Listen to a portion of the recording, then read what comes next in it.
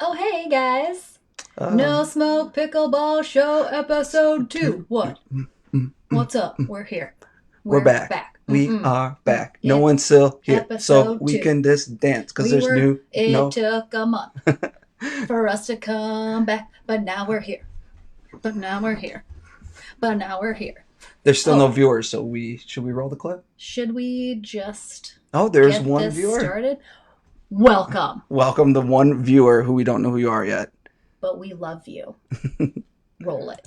I don't do the most, but I do a lot. I'ma make a toast, cause we still alive. I shoot a shot. I'm coming in hot. Coming in hot. Coming in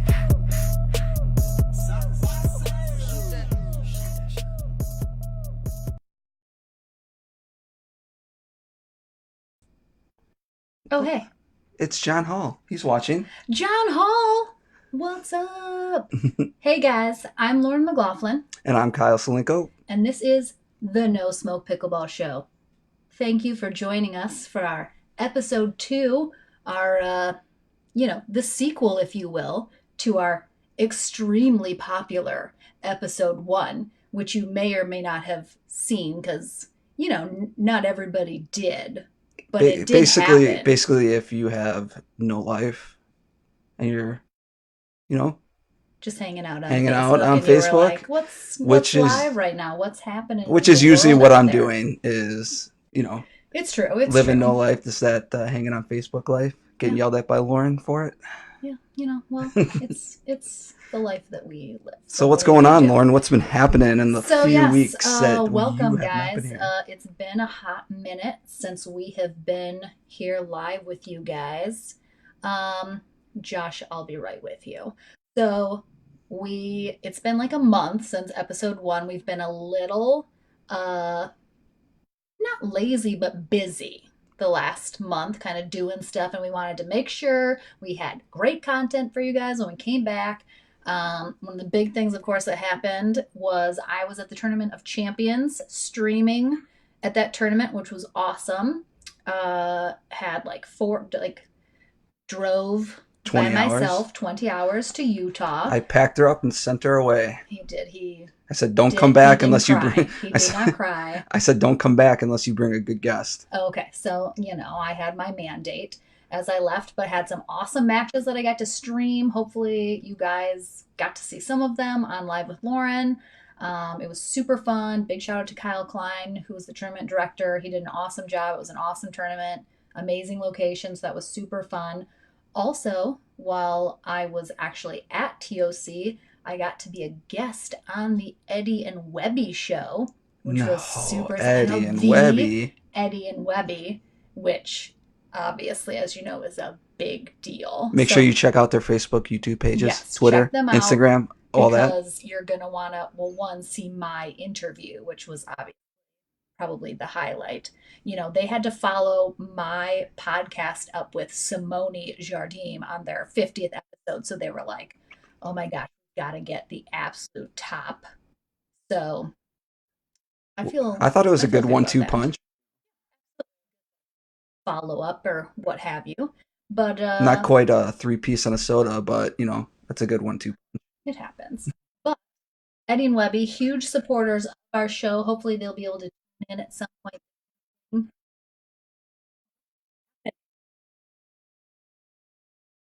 I don't know. Can everybody else hear that? Literally, I was like, I feel like our the apartment was just like shaking or something. Um, Well, sorry about that. Excuse me, pardon these technical difficulties. We are Um, in the new studio. Do you want to talk about we are that? in the new studio. Hang on though, I wanna because I'm a narcissist. We did mention this the on the Eddie and Webby show. I think I talked about very much as well. But let me roll this clip real quick about Eddie and Webby did their podcast before I was on, but they had this very lovely thing to say about me, which I wanted to share. Lauren McLaughlin just gave us a message. Shout out to the two greatest podcasters to ever grace pickleball with their talents. Oh, come on now, Lauren. That's way too kind of you to say something like that. Lauren has like one of those personalities that is just, I don't even know how to describe it. Like it draws you in. It's very comforting, and she makes you feel really comfortable. But she's got like a little bit of sarcasm too, and it's really funny. So I'm excited to check out the first episode of the No Smoke Pickleball Show, which debuted tonight. That's right. Yes, so big Eddie Webby, big fans. So yes, Rob Noonan, earthquake. I agree. That's probably what happened. But yes, Kyle, as you mentioned, this gentleman right here put in all of the research, the time, the effort to set up this gorgeous studio that we've been in. And you might be saying to yourself, did Drake record in that studio? I think it was Kanye West. Beyonce? Maybe? So there's like that vibe going on. Hopefully, you're enjoying this awesome, awesome studio that we have put together for your enjoyment of the show. But why don't we really just dive right in? Dive into what's What's going going on, what on? the jam is, all that good stuff. So we're gonna get running here with what's simmering, our what's simmering segment for the day. And basically, Kyle's gonna kick us off. We've sort of revamped this segment in that um, we are sort of doing this new thing where Kyle has a topic and I have a topic that we're both going to kind of talk about. We didn't necessarily super run it by each other, so it's kind of new that we can kind of bounce ideas off of as we're doing it. And so his segment is going to be basically how you can start from the bottom and make it to the top no matter what your background is in pickleball. You can have zero racket experience at all, like Kyle. Or our guest coming up is Morgan Evans. He comes from a huge tennis background. And we're going to go ahead Pretty strong. and Kyle's going to kick us off with his little segment of his experience. Yeah, so like I obviously, many of you may know, like maybe not a lot of people. A lot of You people probably you don't know. tell you tell your story. Like I come from a multi-sport background, but none which is any type of racket sport. So I randomly fell upon pickleball at a local rec department, like many of us have, and Mm-hmm, mm-hmm.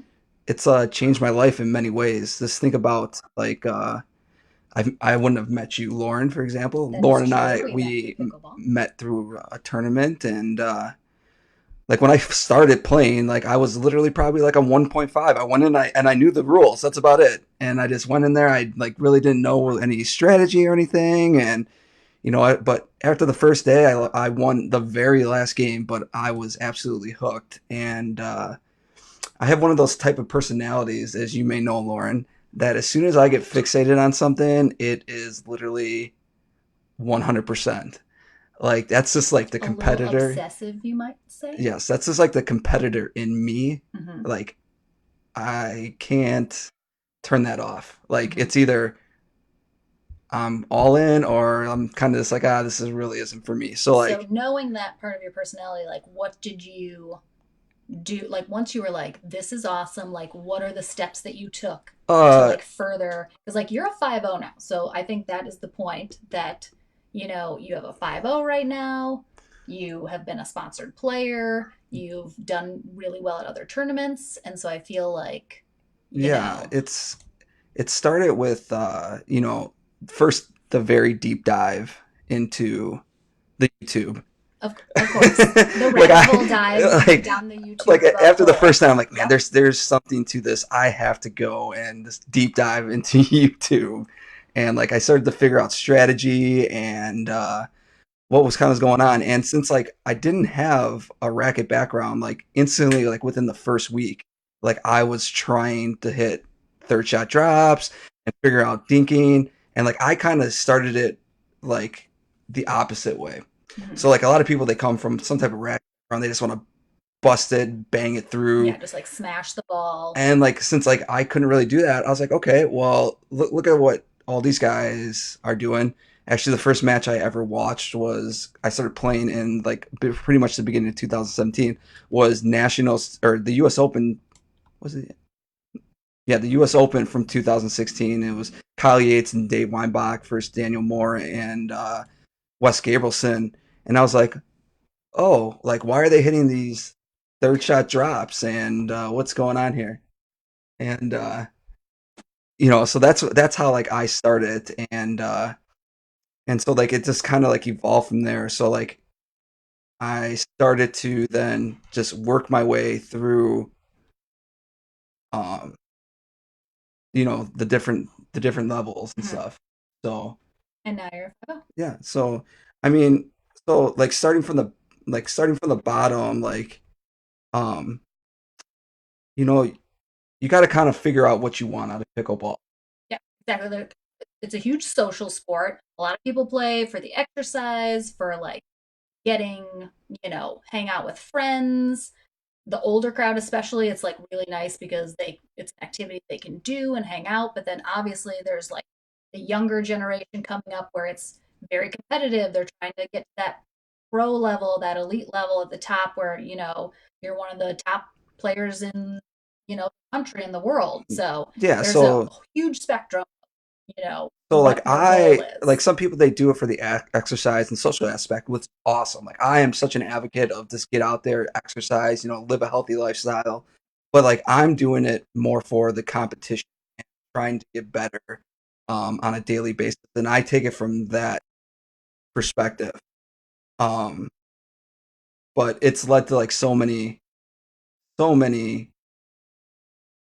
We can 100% hear Morgan, and I don't know how to turn him off I think we just because get. everything is muted. I think we just need to end the Skype call in the background.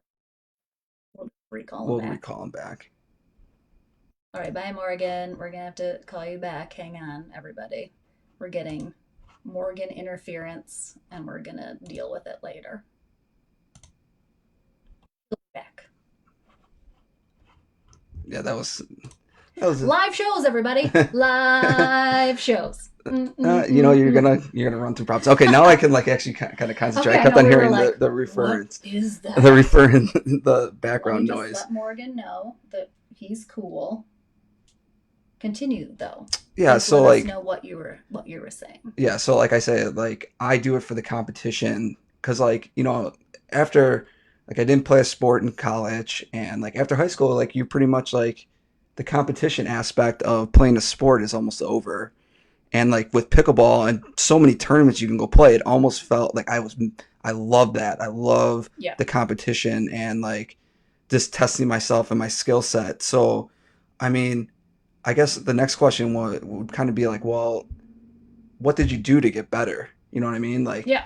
Like when I was at that such a low point and I was like, oh, what can I do? Like pretty much first thing I did was fake it till I made it kind of deal. Like I would go and I would watch strokes on YouTube and I would just try to emulate.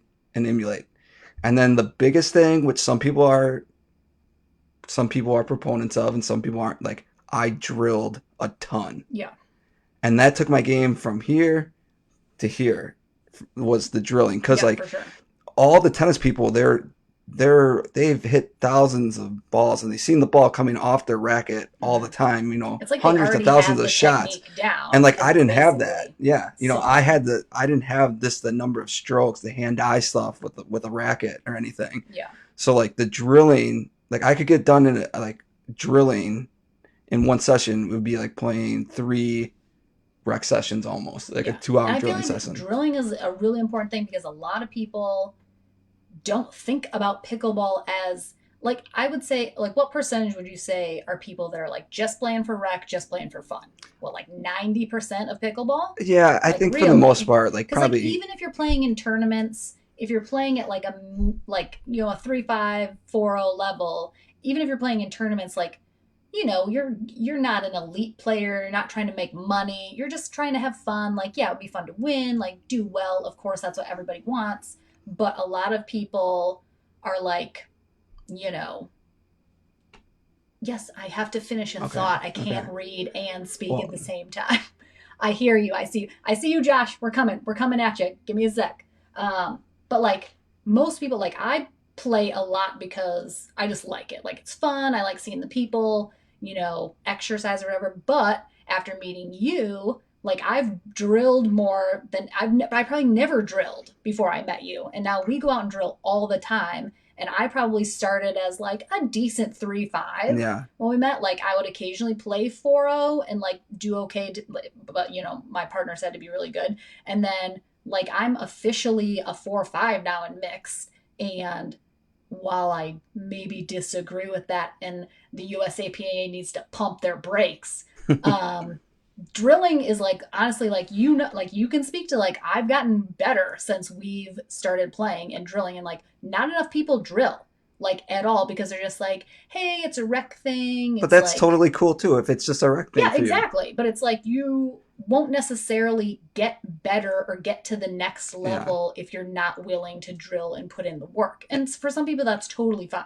And like my personality, like we talked before, like I am such a competitor, and no matter what it is, as the late White Sox coach Ozzie Guillen said, fun is winning and winning is fun. So, you know, that's the philosophy I live by. All right. And, so it's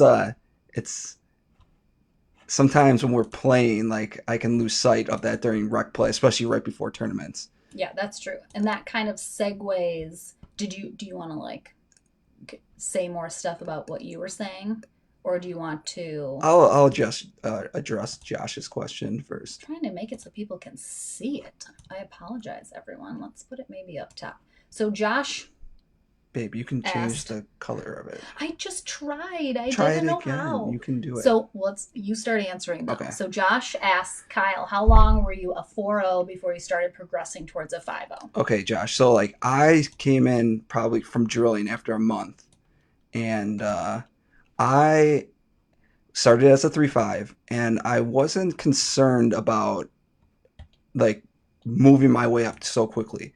So I probably played about 3 or 4 3-5 tournaments um, before I even thought about playing 4-0. And like I made sure like when I was playing 3-5, one, when I was playing rec and everything, I was trying to hit the correct shot and just trying to keep the ball in play. I wasn't going for too much because at 3-5 and 4-0 level, the biggest thing is if you can keep the ball in play and try to hit the correct shots, like that's half the battle. Mm-hmm. Like so many people at 3-5 and 4-0, they're going for too much. They're trying a whole bunch of different shots. I tried to perfect like 3 or 4 shots, like the same consistent third shot drop, backhand dink, and it was just a simple like flat backhand dink with no spin or anything, a forehand dink, and like kind of like a third shot drive. Yeah. And and like I'm working on hitting volleys out of the air. So I did well at 3-5, and I was like, okay, well I'm just gonna keep working a little bit. Played a 4-0 tournament, my first one, and like that was a couple months after that, and like it was just the thing that got me from a 3-5 to a 4-0 was consistency, and that came from drilling and hitting thousands of third shot drops and not trying to bang the ball through people, and then like you just start working like your opponent a little bit more. Um, and then like I played my first 4-0 tournament and I did really well. And then I was like, okay, I took some time off, like a month maybe in between I played, or a couple months maybe, and then I finally played a 4-5 tournament, and I played a couple 4-5. Like I wasn't concerned about, I wasn't concerned about necessarily my ego taking over and saying, well, I'm just gonna play 5-0 just because. Like, Yeah. no, I like worked because there's something to be said about learning how to win. Because the same pressure I felt when I was playing 3-5, I felt, when I'm playing a 5-0 tournament. Yeah, I mean, In a it's gold the medal same. match. It's the same exact feeling, and you just learn how to handle the pressure moments. Yeah. And sometimes like a lot of people try to get like ahead of themselves, and I mean that's up to them what they want to do. If they just I want feel the like a lot of experience. people, if you're gonna get ahead of yourself though, like you're not gonna progress. Like if you're not ready to be playing like at a 4-5 level from a 4-0, like because I played one 4-5 tournament that I was basically already like I knew I wasn't at a 4-5 level yet, but it was kind of like for fun. I had a 4-5 partner or whatever, and like we just got creamed. Like we got absolutely killed. And I feel like one, I felt the pressure of the next level because I feel like when you are ready to be at the next level, like you feel confident knowing that you're supposed to be at that level. You put in the work, blah, blah, blah. But I was basically like, I'm not ready. Like, this isn't my. It was too. I felt so much pressure to be like, oh my gosh, like I got to play like a 4-5. And I don't know how to play like a 4-5 because I'm not a 4-5 yet. So it's kind of like, you do have to put in the prep. You can't just like move to the next level and be like, it'll come with time. Because like a lot of things Lauren, you and I worked on, and when Lauren was a 3-5 when I first met her, a lot of things that we worked on was knowing what shots to hit and like where you are on the court. Yeah. Like when you should attack a ball, when you shouldn't attack a ball. This like the philosophy, and then when you're A lot playing more strategy. a lot more strategy in the sense that like when I'm on this point, when I'm on this part of the court, I should hit this shot, or you know, like should I swing here, should I swing there, and a lot of it was just making sure you're working your way up to get to the kitchen. Yeah, for sure. And I think that segues into what I want to talk about in what's simmering is when you're at, you know, the top level, when you're working to get at the elite level, can you really have fun anymore? Like, is there the aspect of the social fun game? Like, I'm just going out to have fun. Like, I don't care if I win or lose. I don't care, you know, maybe I don't play great this time. Like, maybe I'll play better next time. Whatever. Like, ultimately, it doesn't matter. Like, you're just playing for fun. It's for rec. It's to see friends. It's to get some exercise or whatever.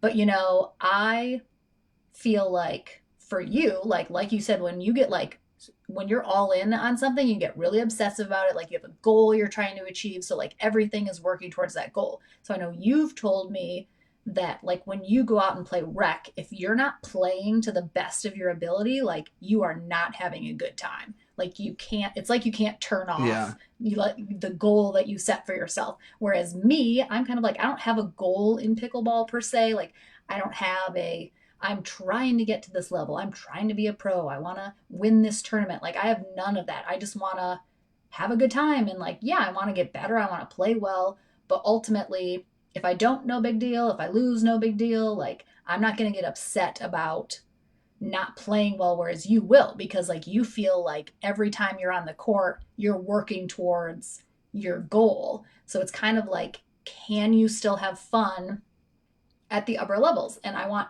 like, you guys watching, feel free to weigh in. Definitely send us comments about if you think that's the case, because, you know, there was a, just speaking of TOC, the Tournament of Champions in Utah recently, there was an article that they actually wrote in like a recent, or like, I'm sorry, a local paper. And I thought one of it was like, it was so interesting to read because it was about Tyson McGuffin and Ben Johns, of course, like two of the best players in the country right now.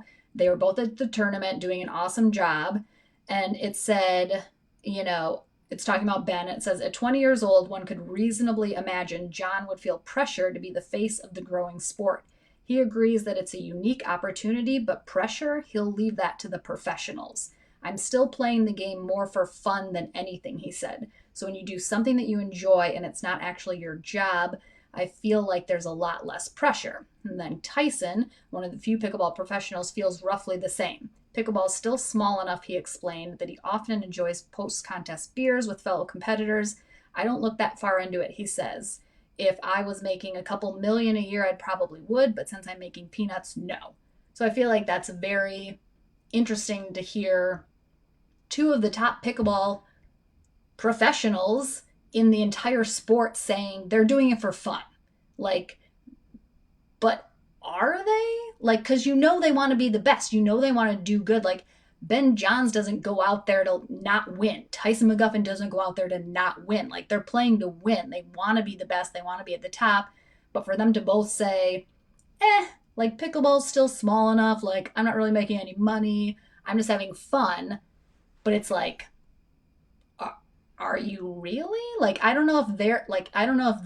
Like fun is the same as yeah. my fun. Like it might be just a perspective I have, and it might just be a personality thing that I have. Like, I'm when you're at the top, you know, it's easy to have fun because you're winning a lot. But when you're working through levels, and like my perspective is like I want to be as best as I can possibly be. And for those, well, Ben's in school, but Tyson, this is pretty much his full time gig. Like he has a lot of time on his. He has a lot of time to like practice Work on it pickleball and and work play. on it and play. Where like when I go play, like I only have an infinite. Like I have a full time job. You have a finite amount of I have time. a finite amount of time Yeah. that I can actually As do play. most So people when who are I'm playing so pickleball. to me when my thinking is like when I'm out there like I'm having fun, but like I'm so conscious about how I'm playing and wanting to play to my very best at all times, or I feel like I'm shorting myself. Yeah. And that's when Lauren and I, we come into conflicts because we'll be drilling and then we'll be playing skinny singles, and like I'm trying to work, on some of my skills, and I'm thinking she has the same philosophy as I do, and she wants to, be working on her skill set, and all of a sudden she's blasting something from mid court, and I'm smacking it back, and she's getting mad at me because I'm smacking back her mid court trash, and then she's yelling at me Did you for come to play or did you not? she's yelling at me, why are you just smoking the ball by me?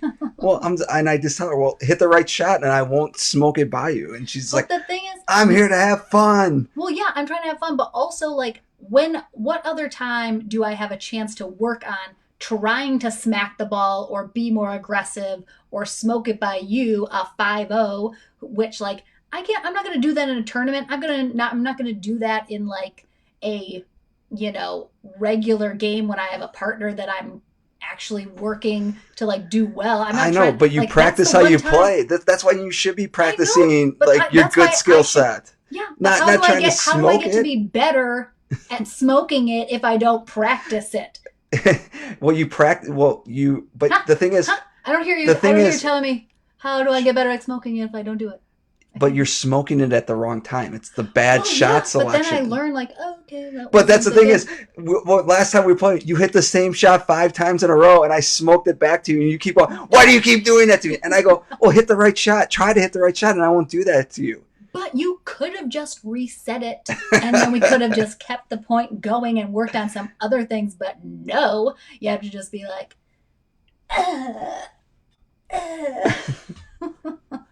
See, thank Johnny you. Storm, get out of my face with that comment. Pull that up. Pull that comment up. Johnny Storm. Oh no, hang on. Thank you, Johnny Storm. Do not practice bad habits. That's what I try to tell her all the time. I'm not doing it on purpose. I'm just like, Josh. I'm not practicing bad habits. I'm trying new things, and sometimes you gotta like work it out a little, man. Morgan Evans is commenting, and it's because he's not listening live anymore. Ridiculous. Anyway, I'm done. I'm done with this. I'm done with maybe this. Maybe we just need to have one funsy game and then one more. Like we got to decide. I don't know if you can have fun. I don't think you can have fun.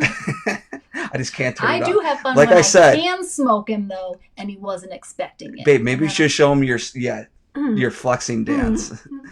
Anytime she like scores a great point, she loves the flex all over me. Flex all over him. She acts like she just won the U.S. Open from winning 1 point. I did. One point that was amazing that he was just like, oh, I'm just like, yeah. That's all it takes. And I'm done. End scene. All right, let's move on. We've covered what's simmering. It's simmering to a boil, people. We got to move on. All right, people. We're going to smoke or no smoke. Oh, before we do that too, this radiates throughout my family too, because like we were at a family function on Labor Day, and my cousins, we had a big spike ball day, and they smoked us the first game, and they were talking the most trash, and they're never heard middle school and high school kids like just an 11 flexing on 15-year-old just like flexing on 30-year-olds burn us so badly. Yeah, I don't know what they're teaching these kids these days. Yeah, Sullivan, you're right. Don't flex on me. You are right. One time, we'll just give a quick story. Jason Neuenschwander, the wrestler, hit a shot, and Sullivan dismissed him with a huge backhand. And Sullivan was walking back, and the wrestler goes, Jason Neuenschwander goes, don't be flexing on me, Sully. So we see you, Sully. We see you. We see you, Sully.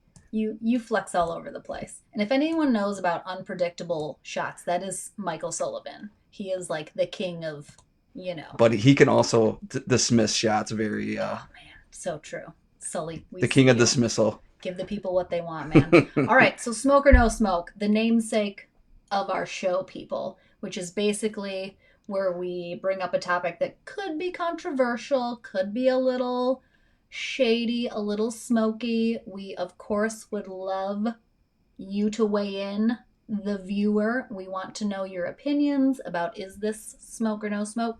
So our topic today is Code violations. code Should there be violations, code rule violations like violations, tennis? what I like to call tantrums on the pickleball court.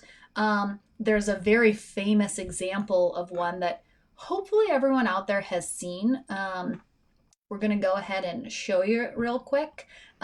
Josh, we also enjoy this part of the show.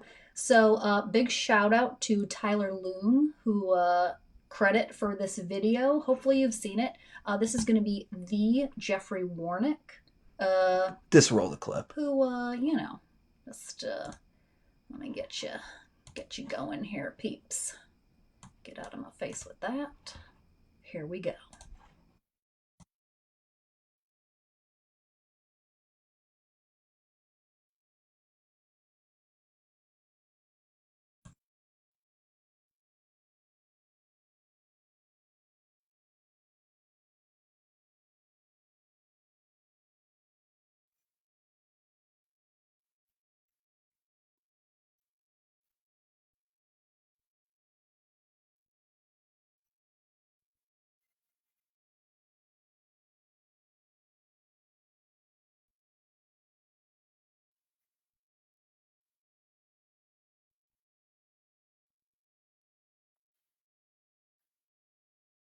I like the reversal. Oh, All right, go people, back real quick. people. All right. So I mean, that everyone was likes a good paddle throw. everyone loves a good paddle throw. Big Oh, shout out. Oh, excuse me. I'm sorry. Got a technical little. difficulties Oh, on this show there we so go. far. There we go. There we go. Classic Warnick indeed, everybody. So that was what tournament was that at? How many years ago was that? I don't even know. That was a minute it was ago. on So the that we- it wasn't was on the that West wasn't Coast. very recent. So don't come at Jeff about, him chucking a paddle anytime very recently.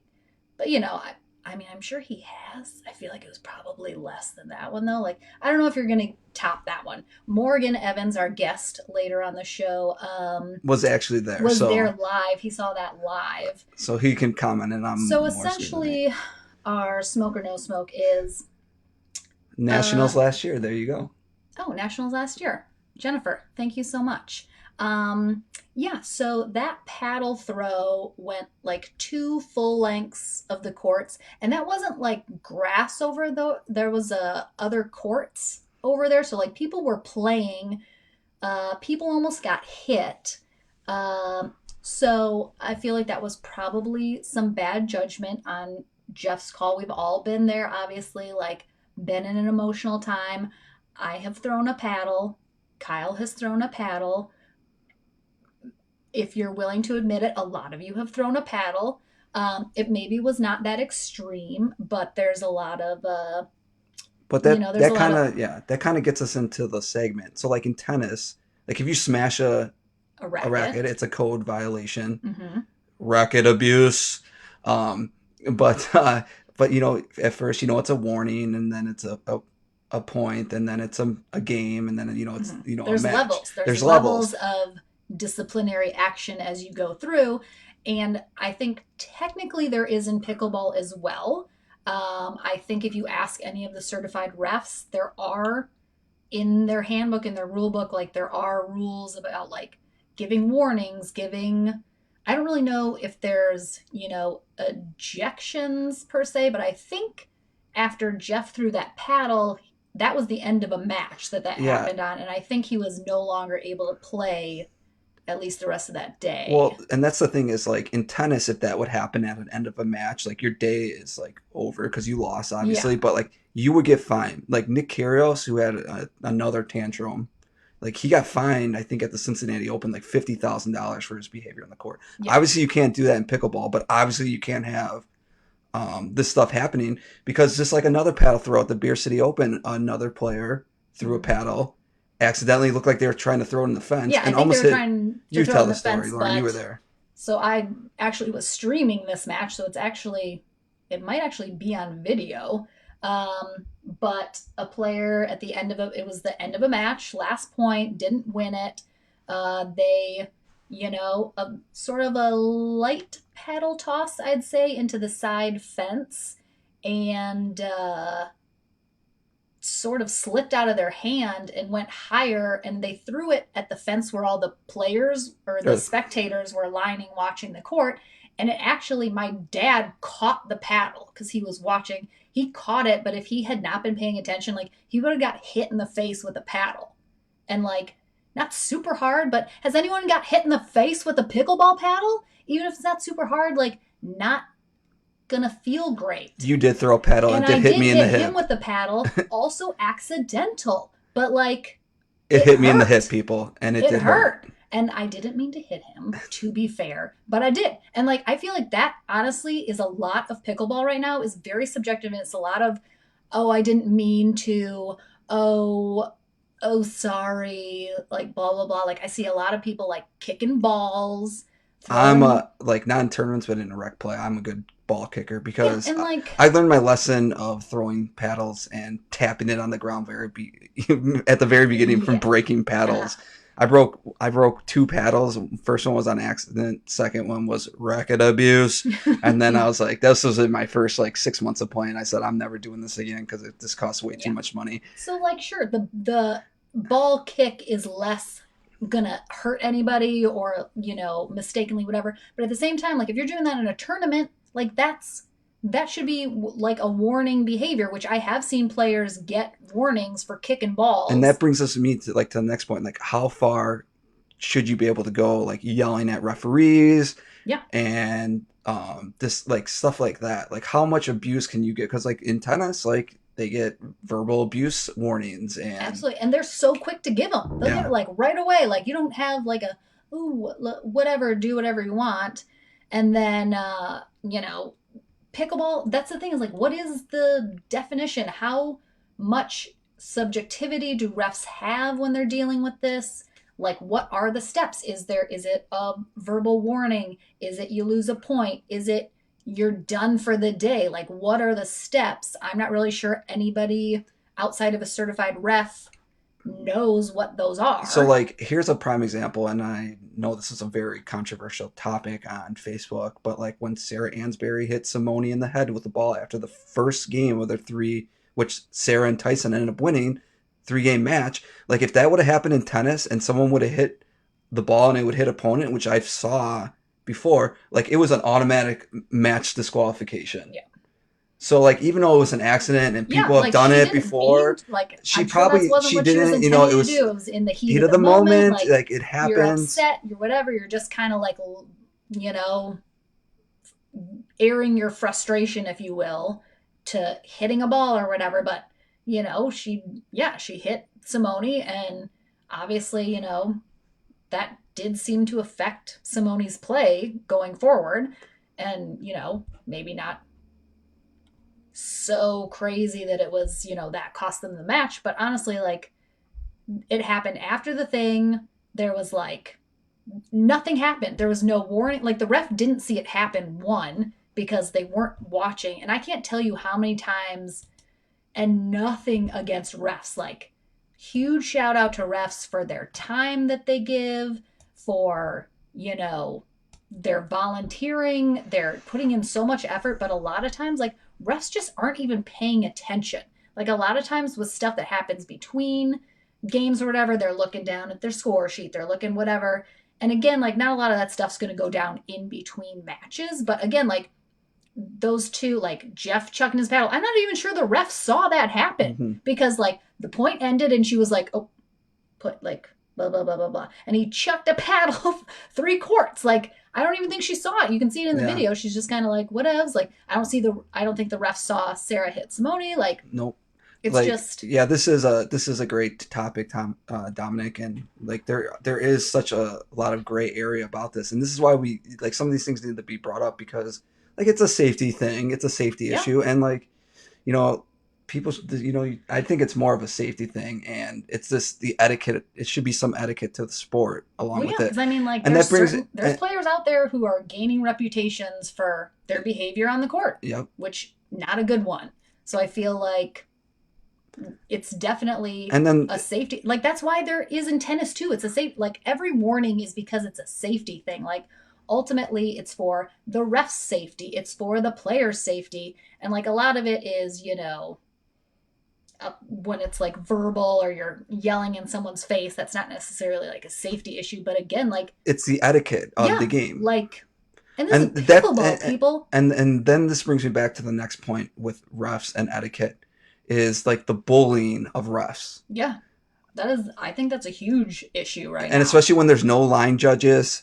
Like I've seen in matches where the other team calls the ball out right away, and the other team doesn't think it's out, and they've stopped the game and they've had a discussion with the ref, and then it And the gets ref didn't see overturned, and the ref it, didn't see it, and then but then you they just feel like the get in the ref's face pressure. about it and they You don't know, want to. they don't want to. It's hard to deal with the pressure of I sometimes mean, of. literally, like, I had that happen to me. Like, the first, I've ref just very minimally, but I was the very first tournament I ever refed.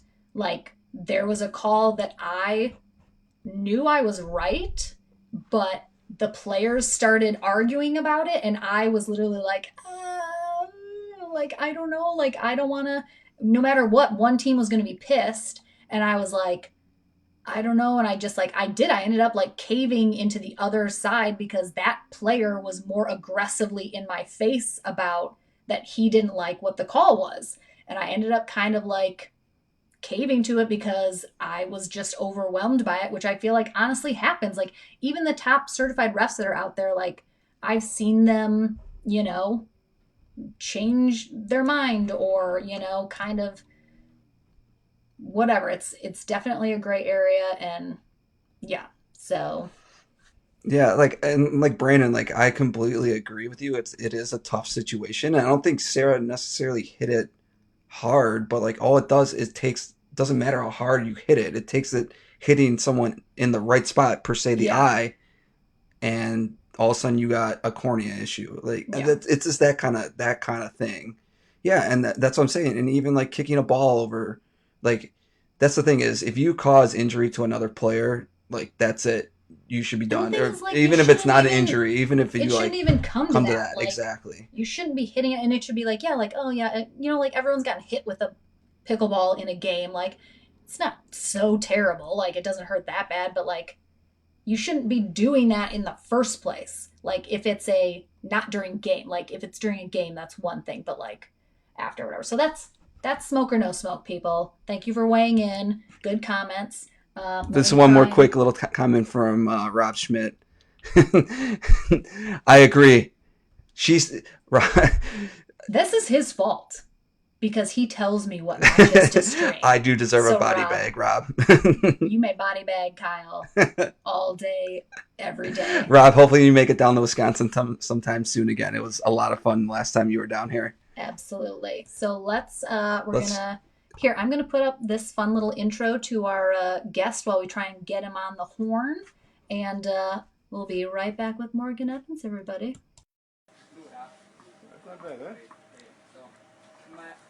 Okay, Morgan. Hey.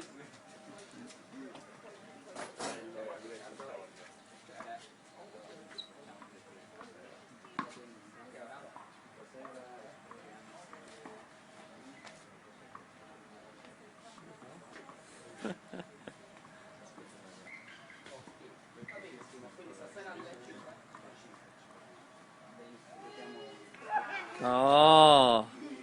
Yes, there he is, everybody. It's Morgan. It's the man It's from the ledge Morgan. down under. And he, dressed to the nines for everybody this evening. So I hope everyone appreciates Look this. at that portrait mode in back. Look at it all blurred out. Look at you. Sit closer. Sit All closer. right, we're gonna have to sit a little We bit got a little- closer. What's going on, What's Morgan? going on, Morgan Evans? So, Morgan, real quickly. Just let him say hello. Speak, Morgan. Hang on. There you are. We hear you. I've just realized I had the Facebook feed in the background. I deeply apologize, folks. All right. Amateur hour, Morgan. It could be. It could be. All right. What can I do for you? I'm Yay, here. Morgan. First of Tell all, me. we need to get something very deep out of the way right off the bat, Okay. which is, of We're course, going deep and really deep. as you Okay. are Pickleball's deep. Australian. This is true. Oh, inappropriate. I'm I heard that. Kyle, Definitely heard. keep it above the waist, Kyle. What kind of show is this? Okay, Yeah. Morgan, this Children are watching. this is very serious. Think of the children. You are Australian. Something happened very recently that I know has touched your nation deeply, and that is, of course, the breakup of Liam Hemsworth and Miley Cyrus. Look, it changed. I really don't have words. And how is Australia handling the loss of Look, Miley Cyrus? I mean, it changed the landscape, the political atmosphere, the geopolitical, the socioeconomic. I've heard the expected GDP from 2019 to drop 35 points. No one's really sure if we're going to recover from this. There's literally a relationship Hurricane Katrina that has swept the land, and we're all just praying for the victims, the families, the people touched by the story, and obviously no amount of money you can send them. We just hope that we'll make up for it. we're able to rebuild. Yeah, exactly. So I am starting a somewhat of a GoFundMe, kind of back channels GoFundMe to help that. So if you want to look for on PayPal, morganevans1@hotmail.com, I will almost certainly pass on the proceeds to the families most affected by the breakup. Liam is a great man. He's a great I man. mean, I know obviously since you're both Australian, you are very close friends because I just assume everyone knows each other. Look, we used to ride kangaroos to school together, wrestle crocodiles, try to finally decide who actually had a knife or who didn't have a knife. That was all part of it. So it was a good time. we're hurting with you. We just want you to know. And thank you. Look, I appreciate that. So now that we've gotten the hard stuff out of the way, and we're gonna move on the best we can. Kyle, why don't you kick us off with some pickleball stuff? Well, Morgan, so you came to America when, first of all? What year? What year? What year? Oh, well, the first time I visited, or when did I move here? When did you come? 2014. I think the beginning of 2014. And has tennis always been part of your life? Because I heard you were traveling around teaching tennis as well, besides the United States. Yeah. Yeah. I left Australia. It was November 25, 2005. I remember it was a Tuesday. It was nice. It was it was warm. And I departed then, and I started traveling. I was supposed to do a 6-month trip around the world with my, we had a couple of friends, Fildo, Mardo, and Jono. Mardo 6000, he used to go by. Was that his MySpace page? I think it probably was, actually. Mardo 6000. He thought Andre 3000 was really only half as good as him. It was, it's clearly during the period where Outcast were doing great things with green suits, and they were killing it, and we all looked up to them as budding artists. So yeah, Mardo 3000, Jono, and Fildo, we took to the roads, took to the skies, came over to the States. We realized after about 2 months and 3 weeks that we weren't allowed to stay in the country any longer. But for some reason, we thought that if we just left the country for a week or two, we'd be able to just come back in. And so we left. Yeah, it didn't work that way. So we went up to Canada, and good old those Canadians. They're so nice. They're so nice. So nice. They're so nice. Yeah. So we went up to Vancouver, and me and Mardo 6000 took jobs as house cleaners in a franchise of hostels called the Same Sun Hostels. They've got lovely hostels around Vancouver and a few other ski resorts. So we took jobs there, and I'm just realizing that if I actually tried to tell the story of the 11 years after I left Australia and arrived in America, we're gonna be here a while. Okay, this last question about that. You worked at a ski resort, skier or snowboarder? Snowboarder. Come on. Here's Jeez. over here, I son. mean, let's be honest. Are you guys do that stuff? Yeah. Are you still French fries? Oh no, pizza and French fries. Pizza. It's pizza. Oh, I expected more. Yeah. Okay, all right. So But on a serious note, so you have a podcast that you do for Selkirk. Yeah. That's not necessarily weekly per se, but just sort of as it comes up, as is this show as well. So you talked recently, you had the guest. yeah, Dwayne, yeah, Ingrich, No, it's Dane. Dane, Dane. Dane. That's why I Yes. let him say it because I I've was like, never, I'm going to do it I have not wrong met and him. I need that to be him. Yeah. So basically, you talked to him about when you first came to America, you had some serious sort of culture shock, anxiety, dealt with a lot of sort of debilitating kind of a mental state after getting here. And, obviously people can listen to the podcast if they want to hear a little bit more about that too. But I mean, like, what was it about being here that was just like kind of knocked you on your ass, I guess? Um, Californian drivers. That's not great. Um, More perfect Wait, do you answer. actually drive in California, or are you just sitting there? do I drive? Yeah. Everyone drives. Yeah, I mean, I had. Well, I mean, everyone drives, but not much driving's going on most of the time. Exactly. A lot I of sitting. A lot of sitting. look. I had to retire my Horton carts. Horton car. Um, that wasn't working out. Surprisingly, not great on gas. Um, so yes, I drive, but that wasn't. That was secondary. Although it was shocking, really, in the Coachella Valley. Be ready Yeah. to take your time.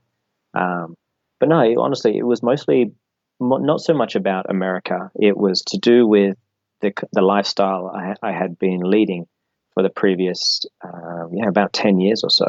A lot of it was just traveling to different resorts around Europe, North Africa, Middle East, and teaching tennis. And generally, a room or a villa or something was supplied, which was lovely. But I didn't often have to, figure out daily life. I just had to get onto a tennis court, do my thing, and go to the mess hall.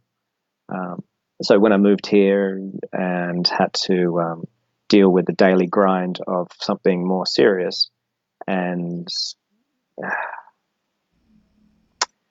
don't know what the word is, but I felt trapped for the first time. I had a visa, which was great, but it meant I couldn't just get up and leave, and it was much more to do with me not being able to handle the feeling of I'm no longer free to, pick up and leave.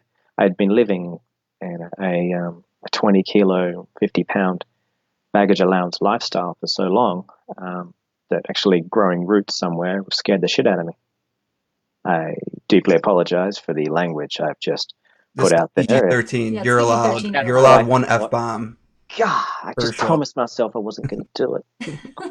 Gee. But on a serious note, like I deal with like slight depression and anxiety, so like I know exactly. It's hard to explain. I don't choose to have it.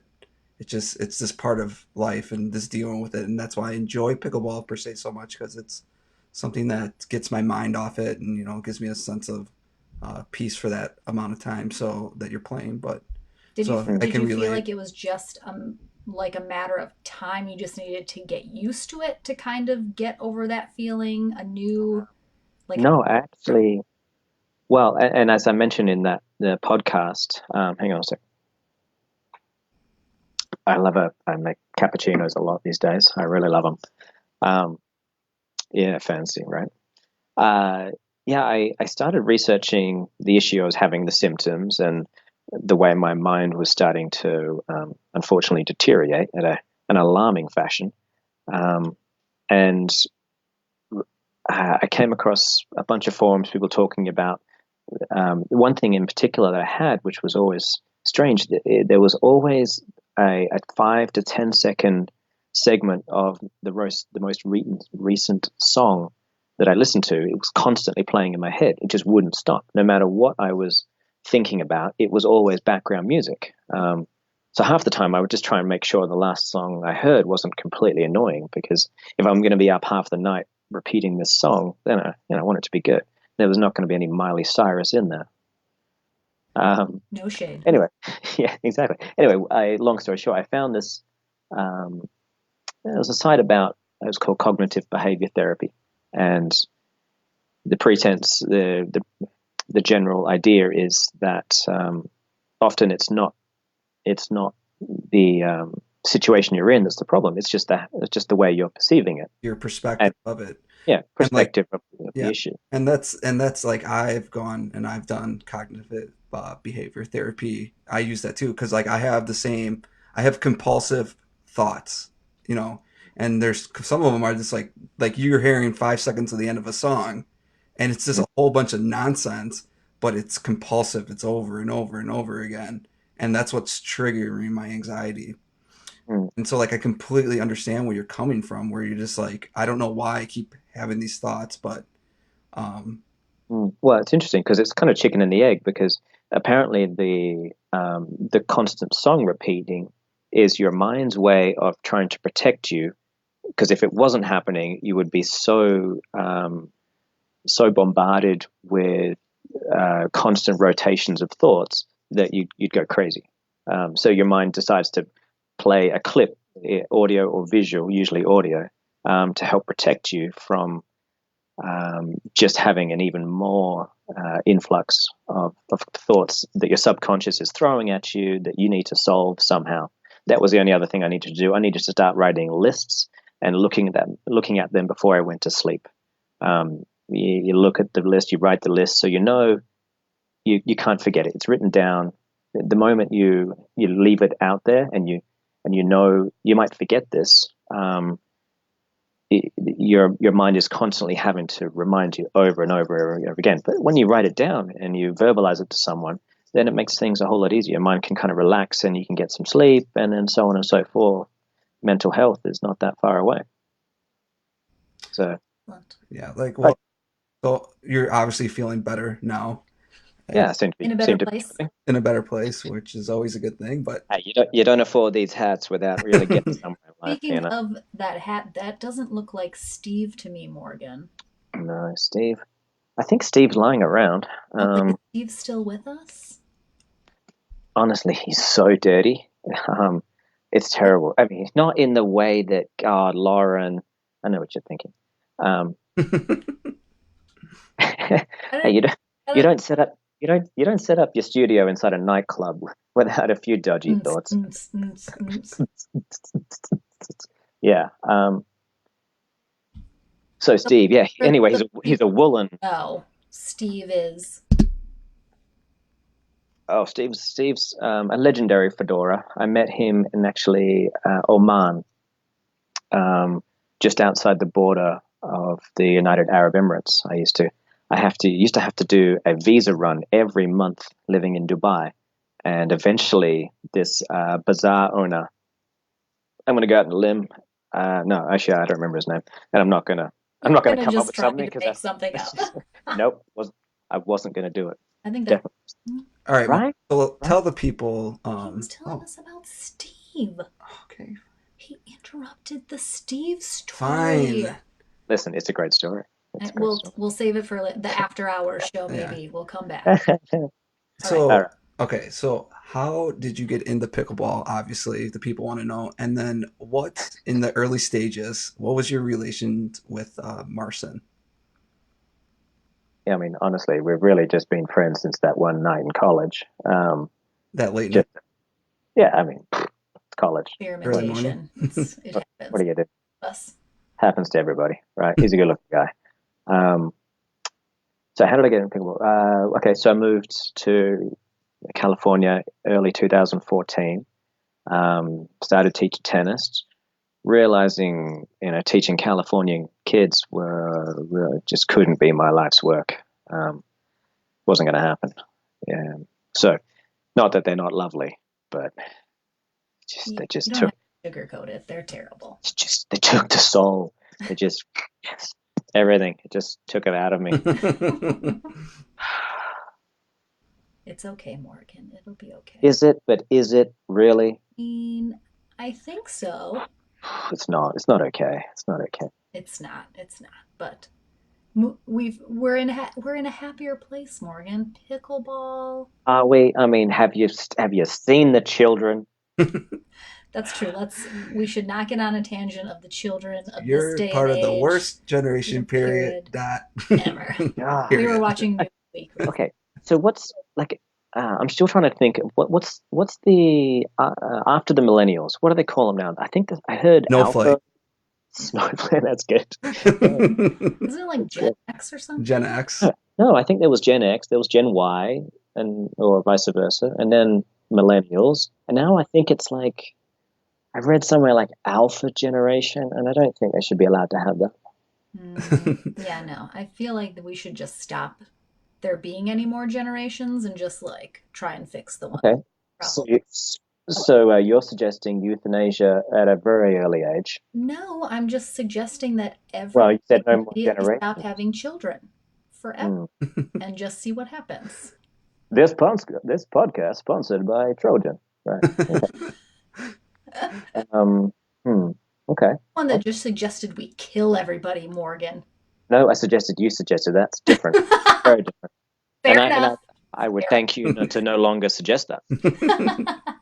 Because there might be children watching and they might realize after 20 to 30 minutes that we're talking about them. Yeah. And what euthanasia means. Easy. Yeah, Like suicide rate is up like it's just not 20% in teenagers. it's not young people from the Oriental areas. No, it's a Good different thing thing. no young people play pickleball, so they're probably. I know of like 2 or 3 at least. Oh, those poor children that you just hurt their feelings. Yeah, man. But so Kyle, Marston jeez. he was a big partner of yours for a long time. You guys Yeah, about got 6'4". together. How did you guys come to be? Honestly, it was really just a marriage of convenience. There was certainly no feelings involved. No, he's a great guy. He became a great friend, and he is the sports director at the Lakes Country Club. Many of your esteemed listeners, we're going to call them esteemed because I don't know to the contrary just yet. Esteemed listeners, highly educated, will know that the Lakes tournament is hosted by Marson, and he's been the tournament director for a couple of years. Doesn't look like it's going to happen next year. They're doing some real renovations. But anyway, the Lakes Country Club is very close to Shadow Mountain Resort and Club, where I've been working since 2014. And he started the game around the same time I did, and he did a season, I think, with another local, Scott Burr. And Scott sort of moved into the 50-plus division, and kind of made sense for Marston and I to have a go at it. We could train together, and so we had about a year or a year and a half, something like that, together. Yeah. Invented the shake and bake. What? I thought you invented that. Hey, I do have a Facebook page in 2017 called Kyle. Shake and Bake Pickleball that no one's been on. So The that's lies yeah. that I have been told. word does not travel fast from the West Coast, obviously, to the That's Midwest. true. It Okay. takes a good couple Yeah. years before It's because anyone the driving is so bad. They can't actually you can't So get beyond Arizona. Yeah. So like just to name some things you and Marson accomplished. 2016 was the year of Morgan Evans and Marcin Rospetsky. You guys took gold in the men's 30 plus at the U.S. Open. You won the SoCal. You got bronze at TLC, and let's see, you got silver at the nationals. Hang on, I Oh, think we won. I think we won TOC in yeah, you 2007. won. Yeah, you won. Oh, okay. Yeah, yes, you did win TLC, and I was gonna say, yeah. So 16 or 17? I thought it was 17. Yeah, yeah. I'm So I all mean, set. and then obviously the next in the U.S. Open, then this right after that, two golds in the 25 and 35 plus men's and mix. So that's quite a run for just entering the sport like a year into it. Hmm. Well, I never looked at it that way.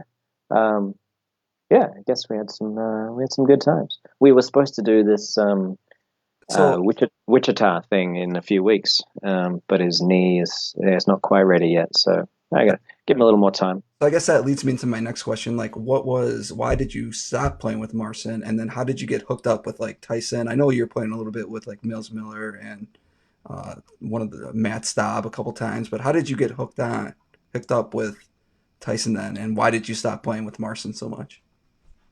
Um, yeah, I think when every partnership at some point, I wouldn't say runs its course, and can't be revisited again. But there is a certain amount you can learn, and a certain ceiling you might have in terms of development if you stick with one partner. That's one of the things I find a lot when I'm teaching mixed doubles partnerships. So often they're husband and wife, and it ends up being an hour and a half, 2 hour, sometimes 9 hour marriage counseling session, and half of it is teaching a guy the right level of Tarzan, and the girl that it's okay to have some Jane.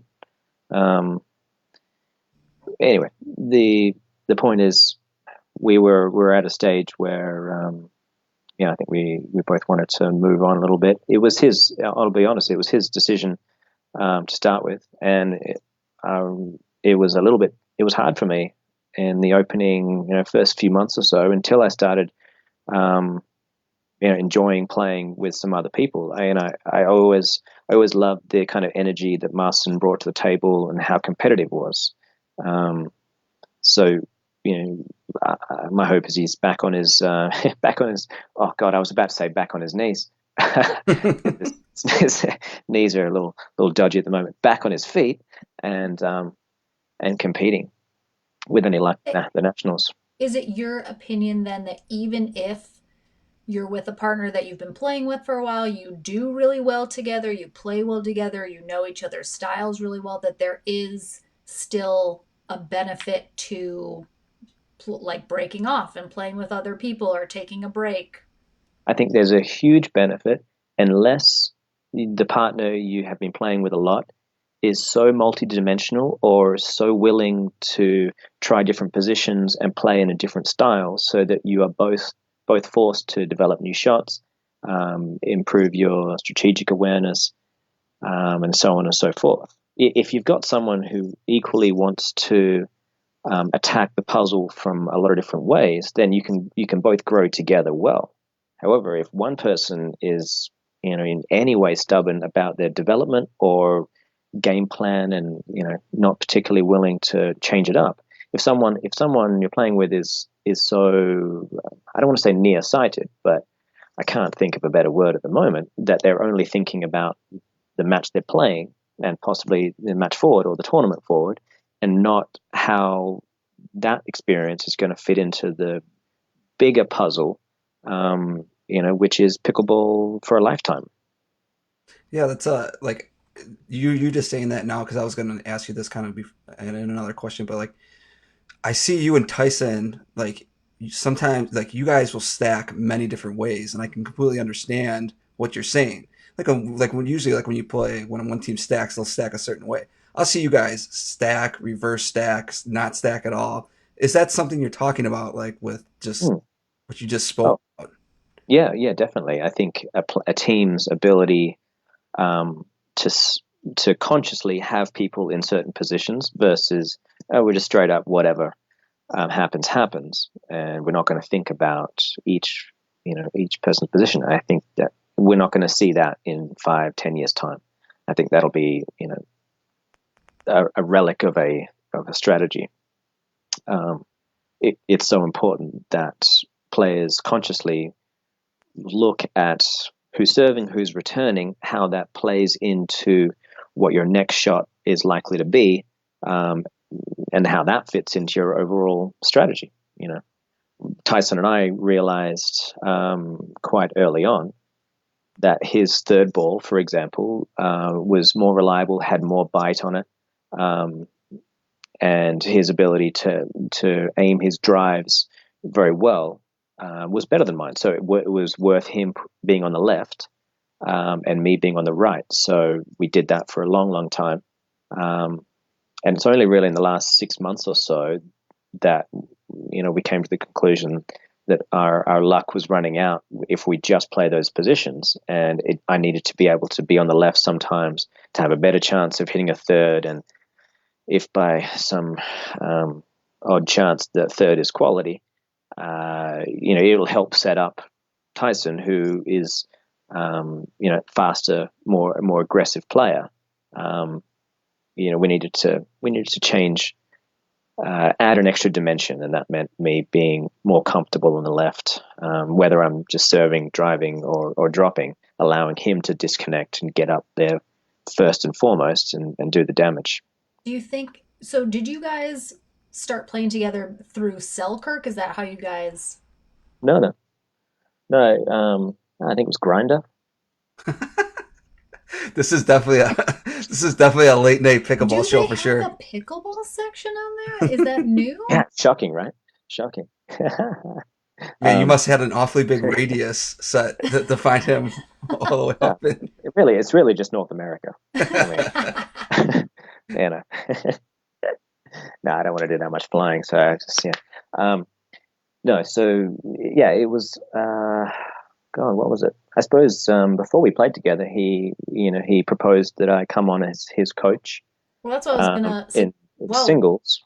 I know Yeah, you coach him as well, so there's that dynamic when you guys play together as well, which I feel like is something almost no other team probably has, where one of the partners is the coach of the other one. So is there a yeah, big like do you turn that off when you guys are playing together? Is it like you're yeah. in charge of strategy when you're playing? Like how does that work?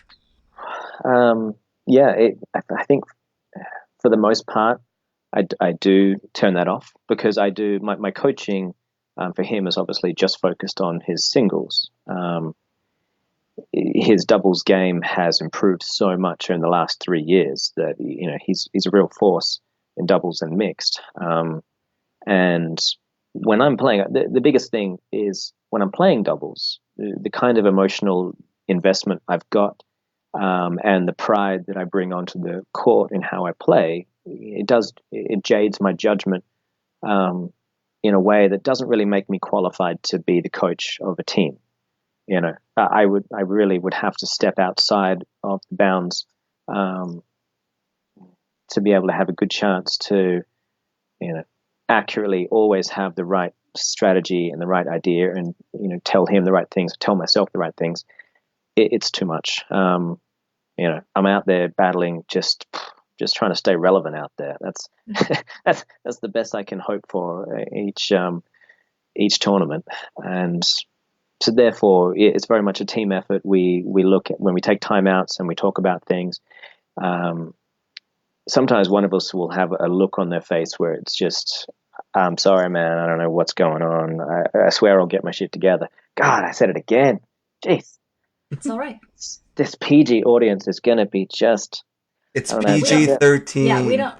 The PG 13. people have gone to bed. Yeah, that means Anna Lee Waters can't be watching this, But to keep it along the same lines now, we're just talking about you and Tyson.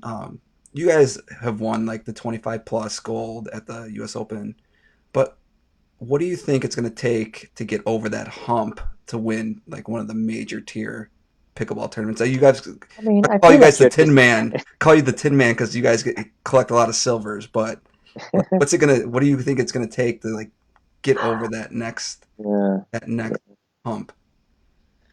I mean, I feel like you're very much discounting the incredible gold medal winning performance at the Hawaii Open. You know, they don't just do luau's and pig roasts and That's it. Yep. okay. Yeah. That I got actually that might be a luau. I don't know. What else do they do? Surfing. oh yeah. And Yep. Surf. yeah.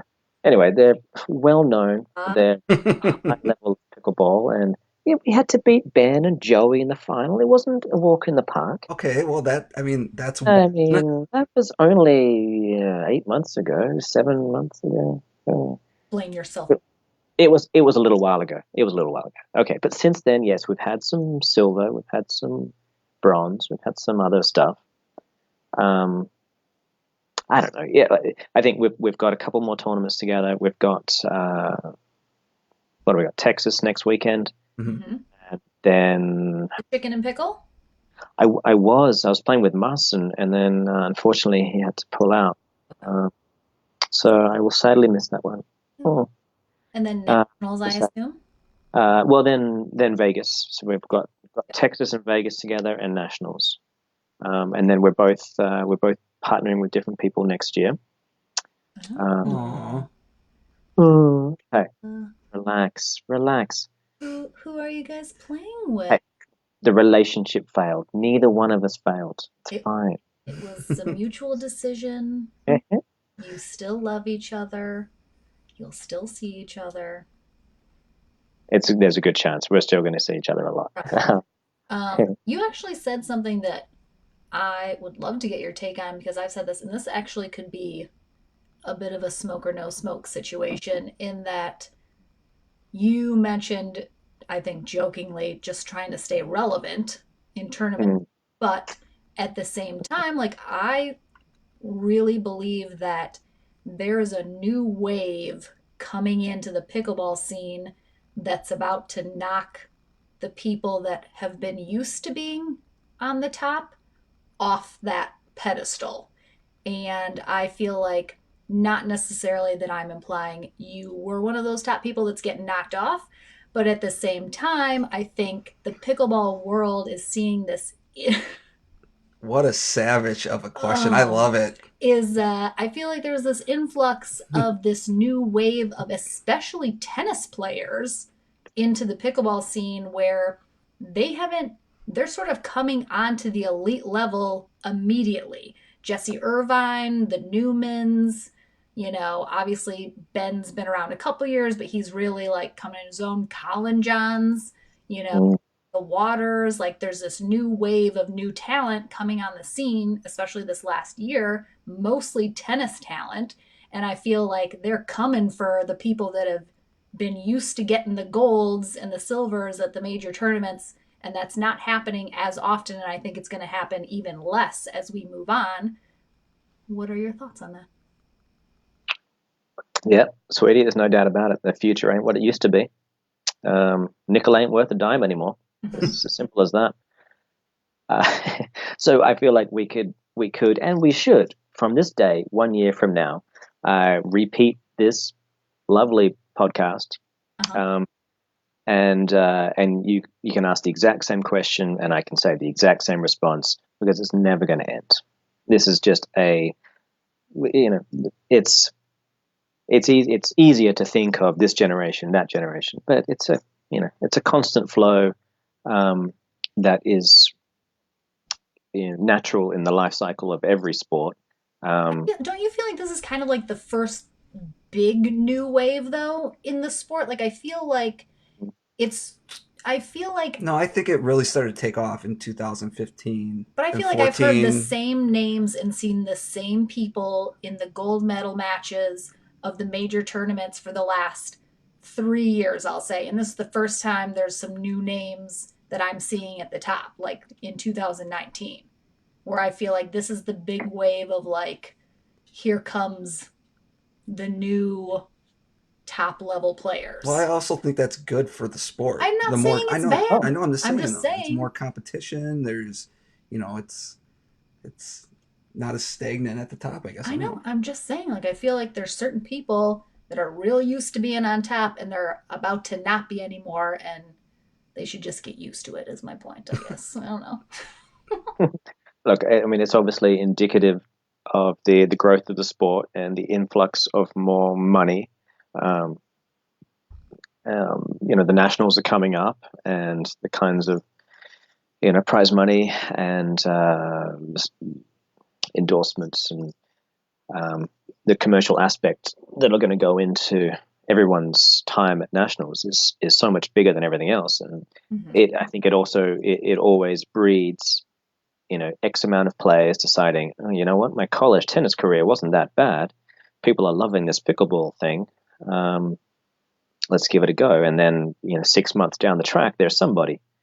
But I think that gravy train is going to run out within 5 to 10 years, where the level in which a tennis player needs to be able to walk into pickleball and within 6 months, make a household name for himself. It's going to be huge. We're going to be talking about the former Federers and Nadals that want to still have a bit of fun on the court that might now be late 40s, early 50s, and they want to beat the best in the world at something else. So we might get them. We've already had a few former top players that jump in, and Doesn't some of them play? Yeah, there was a Roddick exhibition. There was an Agassi. Nothing has done the sport justice yet. Yeah. To be honest, it's one of those things. I do wish. This is a serious question. Do you think like Federer and Nadal will like one day in the future be at pickleball nationals? Like they'll be at the tournament playing? Sure, why not? Let's go with that. I mean, maybe pickleball becomes this next huge thing. The thing is, they're much more likely to get into padel. Have you ever played padel? I don't know what that word is that you're saying.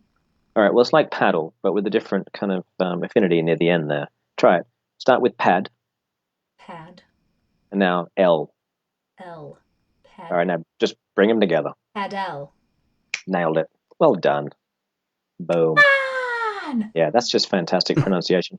Padel, yes. It's huge in Spain and France especially, but also a little bit in England. And there are areas around America that play it. In Miami has a good padel community. Anyway, but it's the kind of sport that those two will get into possibly before pickleball. You get to play it off a cage. It's doubles most of the time, and it's so much fun.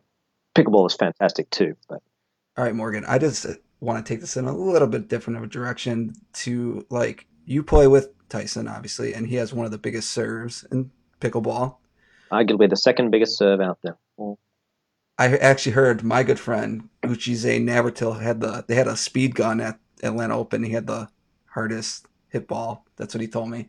I don't know how true that is. I don't know how reliable that is, but he can whip a serve too.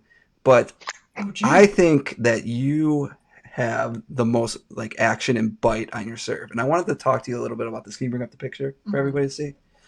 So you have such an interesting serve in the fact that it almost looks like you snap the ball and like you probably throw the ball higher than anybody up.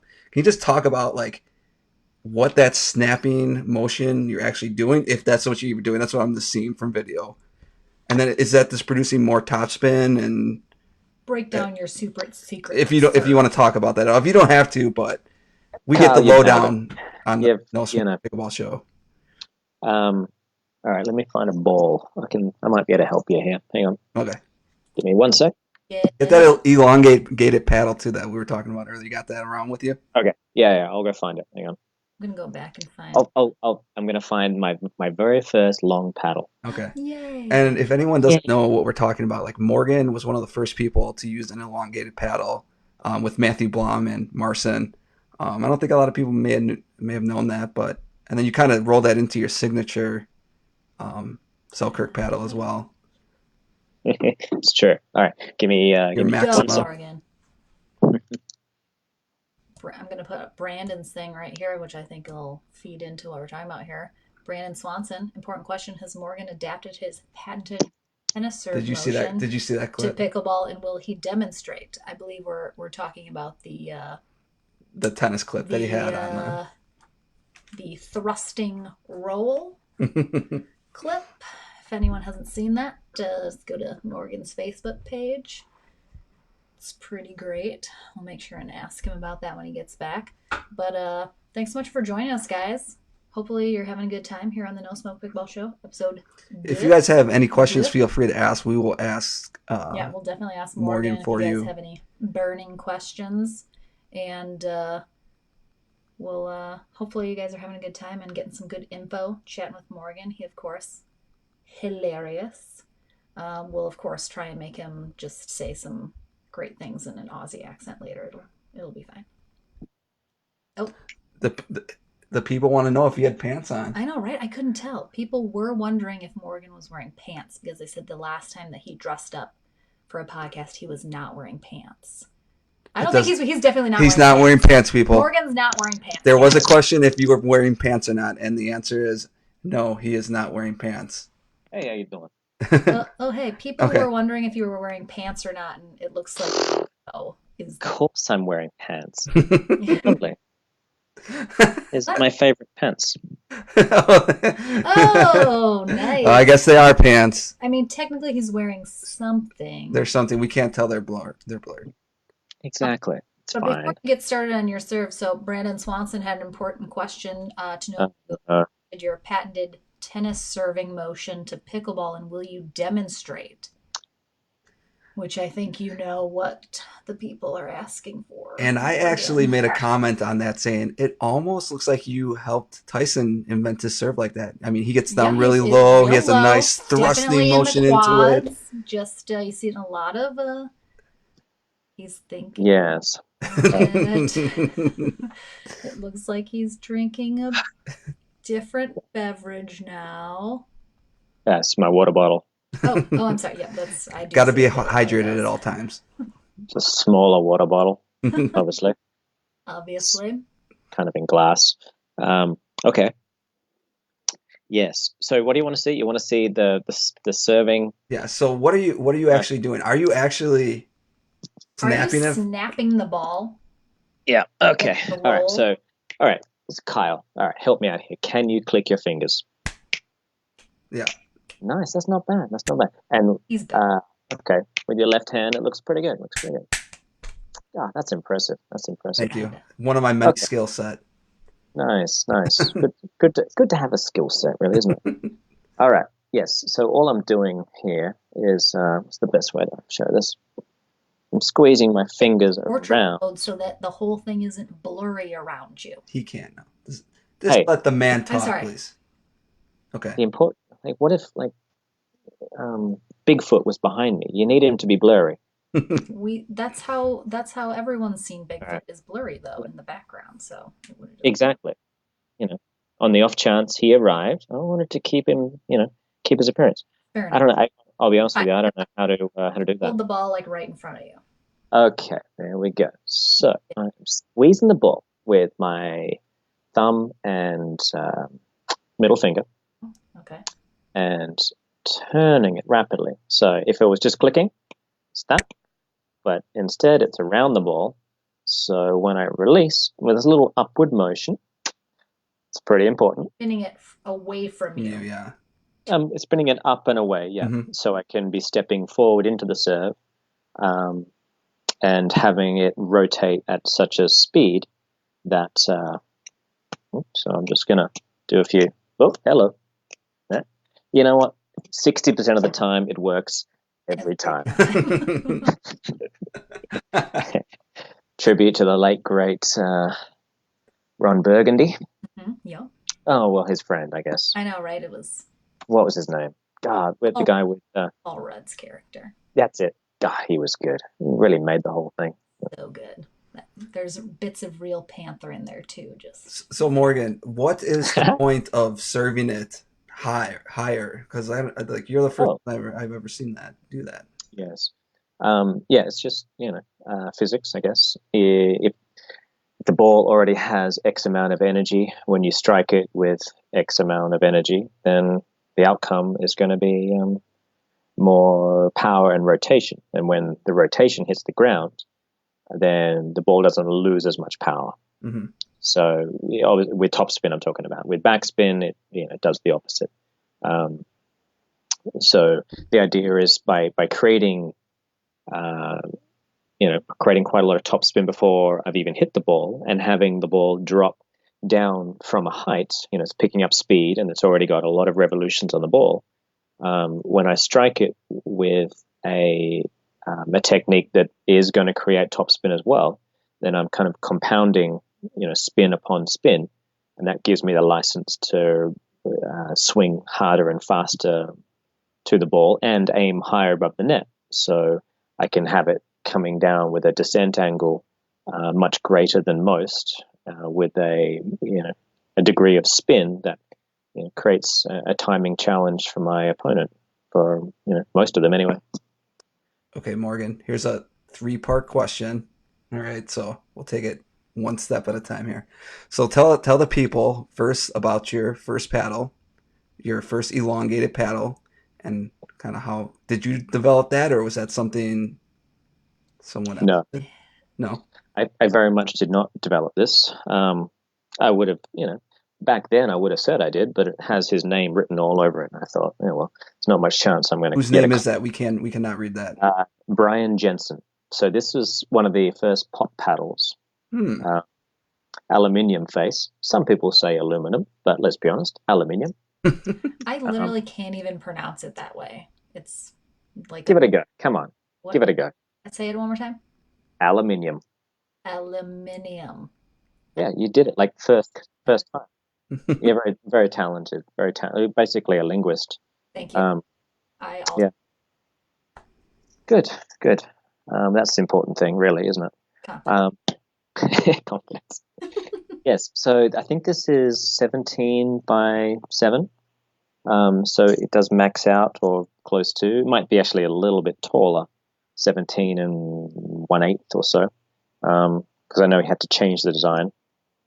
This was the first paddle I ever felt like I could hit a forehand that kind of resembled my normal tennis forehand, and have it go over the net. So I was naturally intrigued. I think it was 2015, early 15, something like that.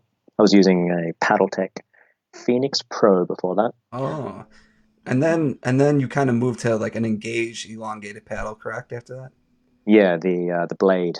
the blade. Yeah. And then my second question is, then how did you get hooked up with Selkirk and like have your own signature Maxima paddle? Wasn't Grinder. Wasn't Grinder. Was not Grinder. What? Definitely not. As a company is not on Grindr? They're not on Grinder. Shocking, right? No, I'm disappointed. they're keeping it above board, and I like that. I like it. It's good. God, it's a good question. I think I had met Rob Barnes in a parking lot. No, no. Dark Met him In a alley. dark alley. It was dark alley. One of those shady transactions. No, no. I met him at a tournament. It just seemed like he was a stand-up bloke, and you can't really put a price on that. So at some point, I was going to be looking to switch paddles from the engaged blade, and I was talking with both Engage and Selkirk for a little while. I'm a big fan of Engage as well. I've always had a lot of respect for Robert Elliott, and obviously Marston was with Engage, but Selkirk seemed like the kinds of people that I could spend a bit more time around. They live obviously West Coast, and they were happy to put my name on a paddle and let me kind of help in the design part of the process. So it was just a good fit, and yeah, I haven't looked back since. It's been probably 3 years, maybe that, maybe a little longer. I don't know. You probably know. And then the last question, why the switch to the Invicta? Oh, you. Oh, do not try and get a who plays with what paddle by guy. He's creepily aware of what everybody plays with. That's honestly what's helped me like get better is like I literally would like scour YouTube and like try to hit shots like people. Like I've never had a tennis lesson or a pickleball lesson. Like it was just all fake it till I make it, imitate what I see on Facebook, on YouTube, and just go out there and try to do it. So like I'm always conscious of what people are doing and what they're using, and kind of So trying to see answer the the trends. question, Morgan. So answer the question. Why the Answer the Invicta? question. All right, I tell you what. I will answer your question, but then I get to ask some questions. How about that? Go ahead. Deal. Deal. Yeah. We're going to put you two in the hot seat. See how Deal. Yeah. Okay. Good. Okay. Yes. So Tyson, as you may or may not know, used the Maxima Mhm. for I feel like a year and a half, maybe more. And at a certain point, I could see the writing on the wall. This kid was he was gonna be bigger than Jesus. He was gonna be somebody. He was gonna be someone. So yeah, anyway, and he used it, and I know that people watching him use it helped Maximus sales, obviously, and that's good. It's good for everybody. So I thought, I should probably return the favor, and I'll use the Invicta for a while. And anyway, that's the story I tell the vast majority of people. Truth is. The truth is, my God, the battery is running low on my laptop. Shit. No, plug it in. Okay, I will. Just give me. I mean, don't forget the topic. I forget. Was that something about rainbows and stuff, right? Butterflies and unicorns. Yeah, butterflies and unicorns. Okay, just give me like 5 seconds. Do it. Viewers, just hang in there. Hang in there. He'll be back, guys. He'll be back. Yeah, maybe I'll get a paddle as well. Wow, we are hitting Morgan with the hard questions tonight. Yeah, we're really holding his feet to the flames, people. So Well, that's I what hope the- you that's what appreciate the- these hard-hitting journalistic questions in this takedown interview of Morgan Evans. Hey, we just want to know the inside information. I know. What do you guys want to know? Do you guys want us to? We will get the dirt, guys. Just send a comment. You can put in asterisks and say like anonymously ask him this, and we won't call you out. I mean, he'll see it in the comments later because it'll still have your name next to it. But we'll totally be like, oh god, It came from an anonymous voice.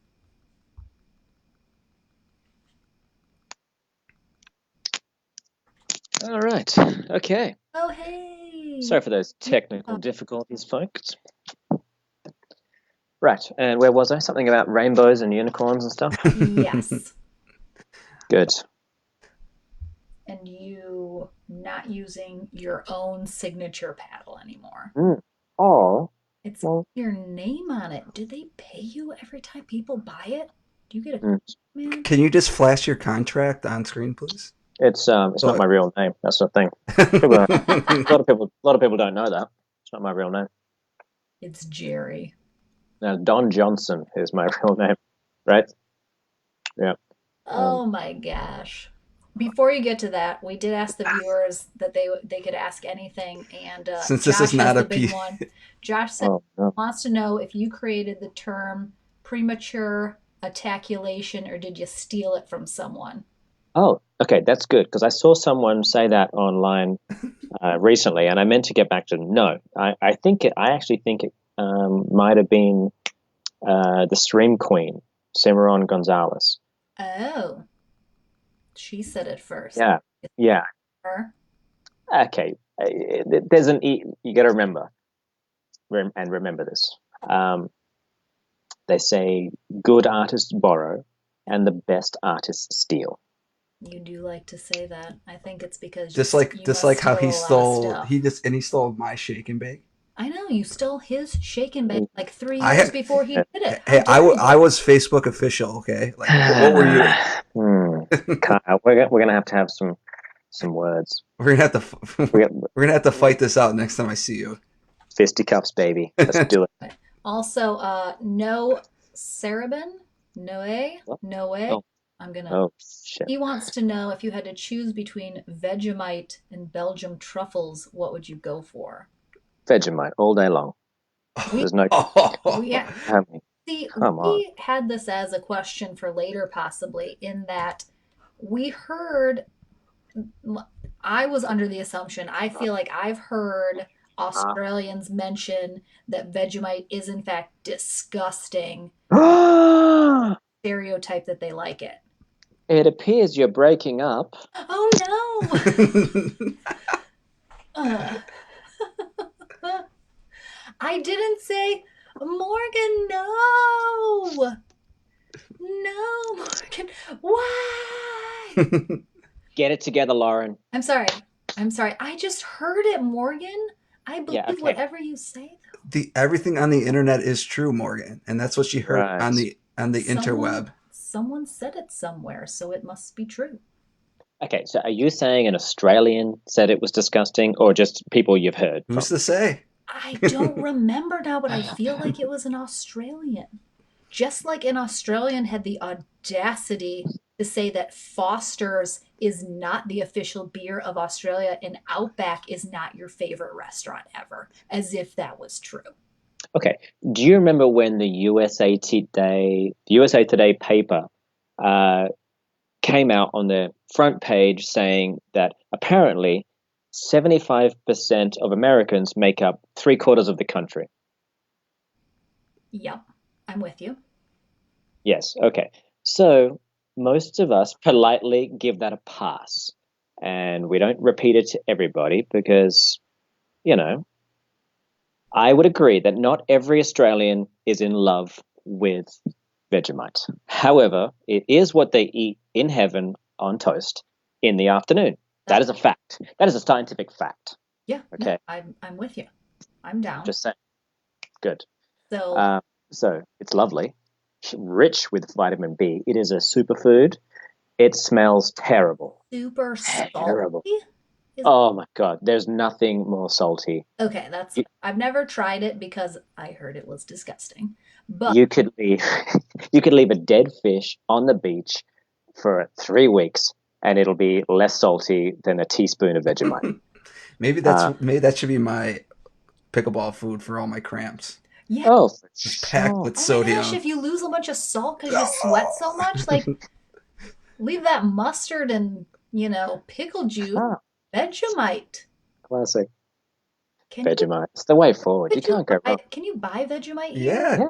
I Yeah, think you like can get it at Kraft. Walmart. You can get it at Target apparently. So, I've heard. And if Definitely you Walmart. get I don't Vegemite, know why. I just feel like it would be like a Whole Foods situation that they would be like, mm, yeah, next to the quinoa and the it's kale. it's Yeah. organic. It's right from the farm in Australia. Yeah, it's concentrated yeast extract, so it's not like it comes from anywhere in particular. I don't why? Why does it exist? I don't understand. Why is the sky blue?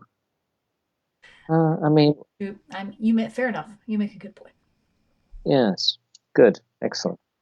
Okay, so Back to the Invicta, I'm and sorry. then you can ask us any questions you want. oh God, we got around that. There's I want the nothing. hard questions, Morgan. There's nothing off the table in the. Nothing off But the you do table. That's why I refuse to buy tables. actually playing with the Invicta. Why I'm actually okay. So Why are you after, cheating on the Maxima? it's not like that. Okay, it's not like that. We're just seeing other people for now. It's an open relationship between me and the Maxima. It always has been.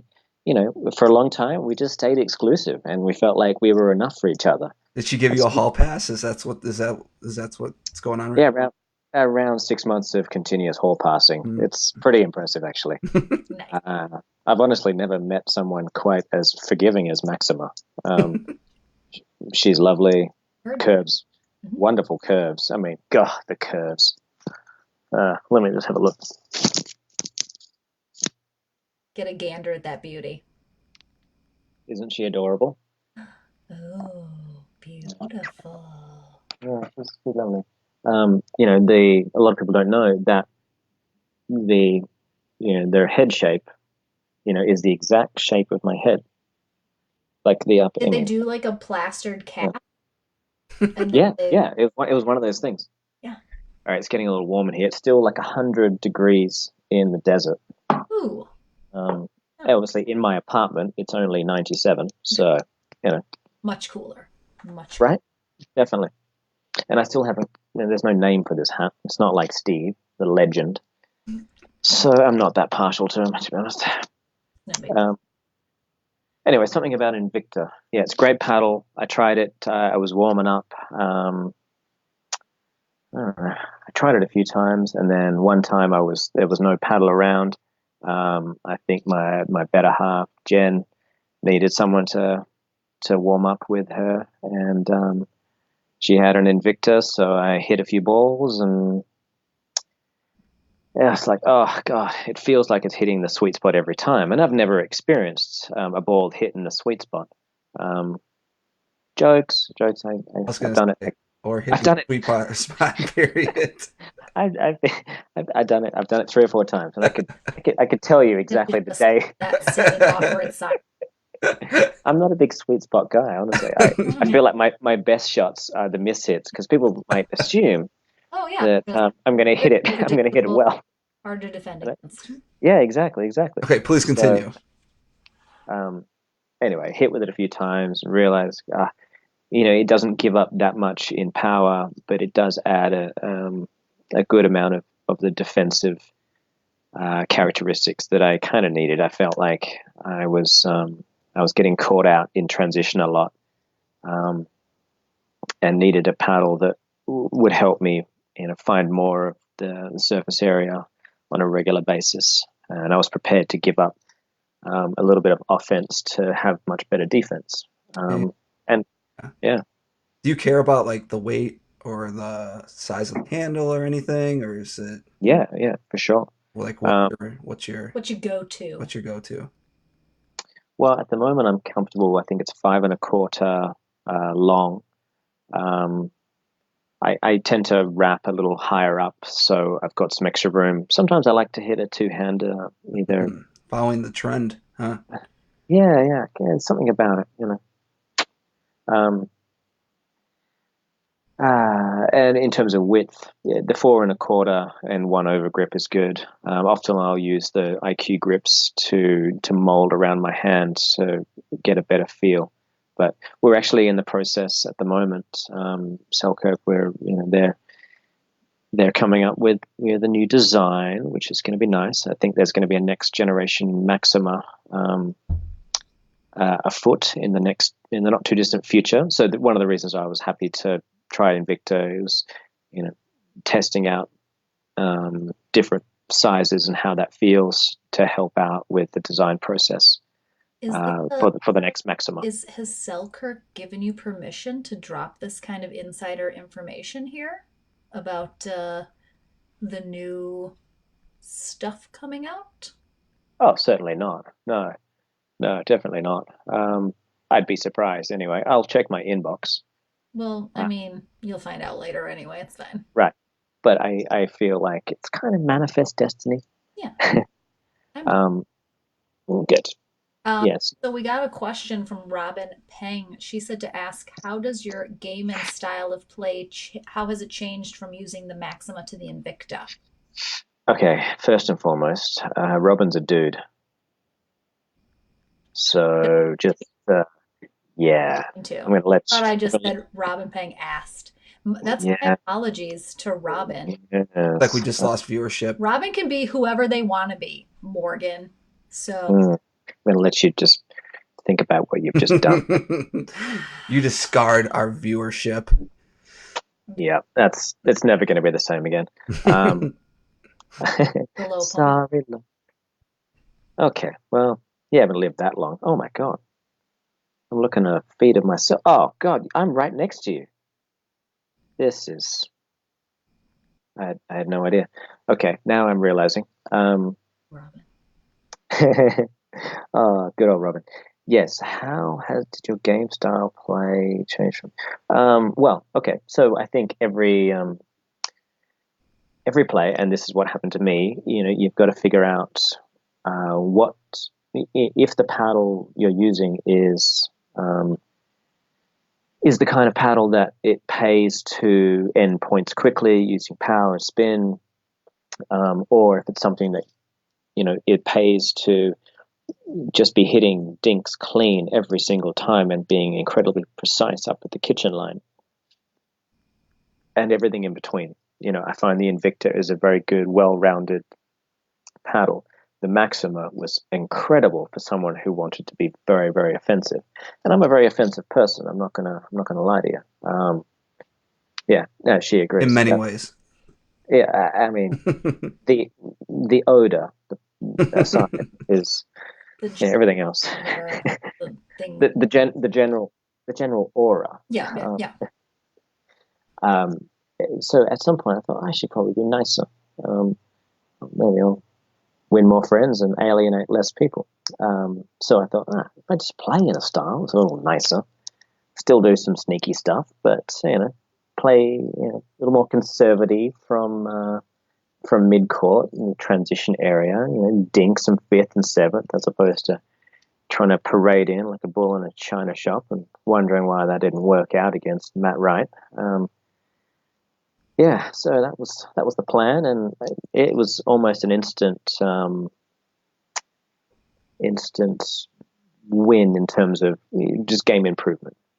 The results didn't come straight away, but they started to get better, and I felt better about my game and more confident on X amount of shots. And it gave me good insight as to what I would like the next maxima to look like, feel like, and so on and so forth. Cool. I've never tried a Selkirk paddle, so Kyle! Paddle is Oh, a maybe Selkirk. maybe Morgan can send me a couple paddles if Kyle, you're I'm putting nice me on if the I'm spot. nice to him in this interview. Yeah, I mean, obviously, just email me at sales@selkirk.com and Morgan Evans don't told us that you. don't mention my name. I wish you luck, Kyle. Jeez. Mm. Yeah, so like, cause like we're in pro light country, cause pro light's actually out of Wisconsin. So Pro Life's not a real country. A lot of people think that yeah. it's not the Democratic Republic of Pro Life. It's literally just a brand. So I've tried a lot of their paddles, and Mhm. so now that I'm officially not in contract anymore, it's been fun trying other paddles because I haven't tried anything in the last couple of years. So right now I'm really enjoying this Onyx Premier paddle. So I don't know if you've. Oh, you can't talk about it. I'm sorry. Oh, Kyle. I've never heard of that. Yeah, no, I mean they track my ISP number, Yep. and if I've even Your place seen looking at bugged. another paddle, and that's just good quality practice from any manufacturer. You got to keep these kids under control. Yeah. It's really These millennials. So it's been fun as Lauren, like just trying different paddles and just seeing what else is out there. I'm just more concerned about what paddle fits me the best right now, and I don't really care about the sponsorship stuff. But I mean, everyone cares about it, but I mean, Right. I don't. I just want to have Well, fun. I don't know. I'm not good enough to care. Me oh, either. oh, I'm just a lowly, decent player. lowly decent player. Well, there's only one way to be a lowly better player. That's you go past decent. I believe. No, the number one thing is you got to pick someone that's always better than you as a partner. So what I try to do. Good. But hang on, what if they're trying to do the same thing? They just keep me around for the wet shorts that I develop during tournaments and the That's cramping, the okay. looking like I'm getting shot during tournaments from cramping, and He's really. It's just just my a comedy, mess. probably, right? It's a mess. Yeah, I'm just pretty much a hot mess during a tournament. So, Yeah. Well, as long as you're hot. And, well, how do you think I got Lauren? Her hmm, chasing me around all Kalamazoo. It wasn't just that's a good question. Okay, so she's telling me just right in front of you that it wasn't that. Okay. that. He can't hear me when I do this, Morgan. Oh, okay. So apparently you can't hear her when she says that. Okay. All right. Okay, Okay. let's get some serious Good. things out of the way, Morgan. Serious things. All right. Tell What me. is the most WTF thing Hmm. that Americans do that you're just like, I can't with you people? It's out of control. Oh God, that's a good one. Or like top 15, whatever Yeah. you have readily available. Hmm. Hmm. Ooh. God, that's a good one. Oh, I like that. Well played. Well played. Ew. Okay, so the first thing.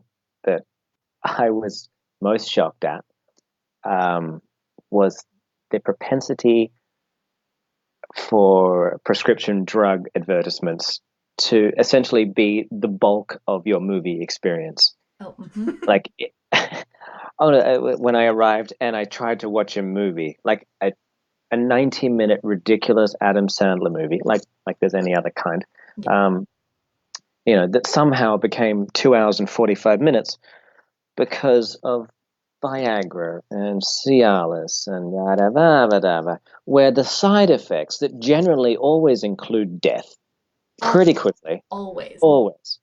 I feel like that can't be a side effect. That has to be the primary effect. If that's an option, it should if be that's the an option, first one. that gets number one. If you manage to keep an erection for 4 hours, that's number two. It's not number one. God. Anyway, that was the first thing. I was like, what is going on? I wanted to see the Tyrannosaurus Rex do something great, and Adam Sandler figure out if he can ever really love this girl after 50 first dates. That's what I wanted. I didn't want to know about all, Crohn's disease and yada, yada, yada. God, it kills me. Anyway, that's why I'm a cord cutter, and I even though I haven't upgraded my Hulu account to like the $13.99 option where you don't. And I cut out all the ads because some of them are like, oh, that's less druggy. Great. That was the first thing that annoyed the crap out of me, or just frustrated me mildly. Either way. Yep. Secondly, God, the auto refill society. Okay, so in Australia, I should tell you, there is only one restaurant that I ever went to in Australia. Like free refills? Yeah, free refills of soda, like sugar-filled soda. Yep. There was only one, and that was Sizzler. And once every 2 weeks, we would go. Sizzler. We're going Sizzler. We're going Sizzler. God, I want to go to Sizzler at some point. And now we gotta go. That's gonna defeat the moral of the story. If anybody wonders what we were talking about, that's White Man Can't Jump. White Man Can't Jump. That's so pretty. So pretty. So pretty. God, it's so good. What a documentary. That's that is true, anyway. though. Would you lump that into the whole, like, our gigantic portion size and that, like, we just want all of it? I didn't say that. Oh, but just the refills thing. No, it's exactly what you said, but you said it. Okay. And how y'all are?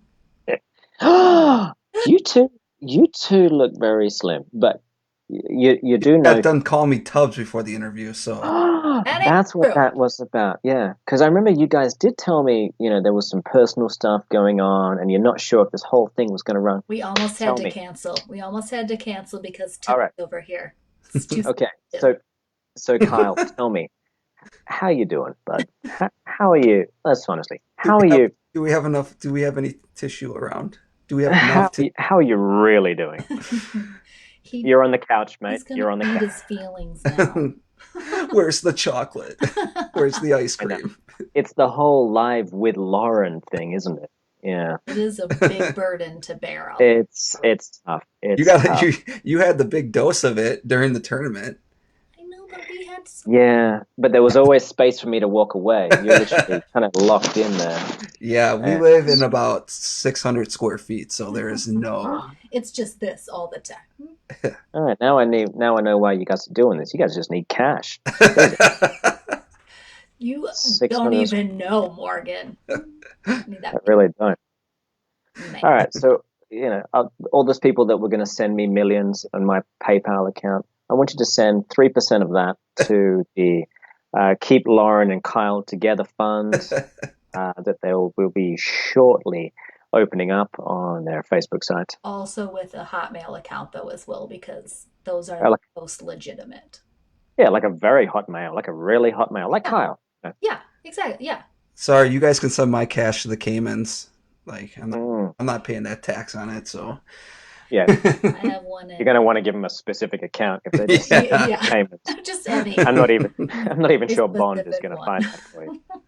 So speaking of like food and like, are you conscious of your diet and exercise and stuff like that Oh, too? Training? I am I am generally always aware what I put in my body.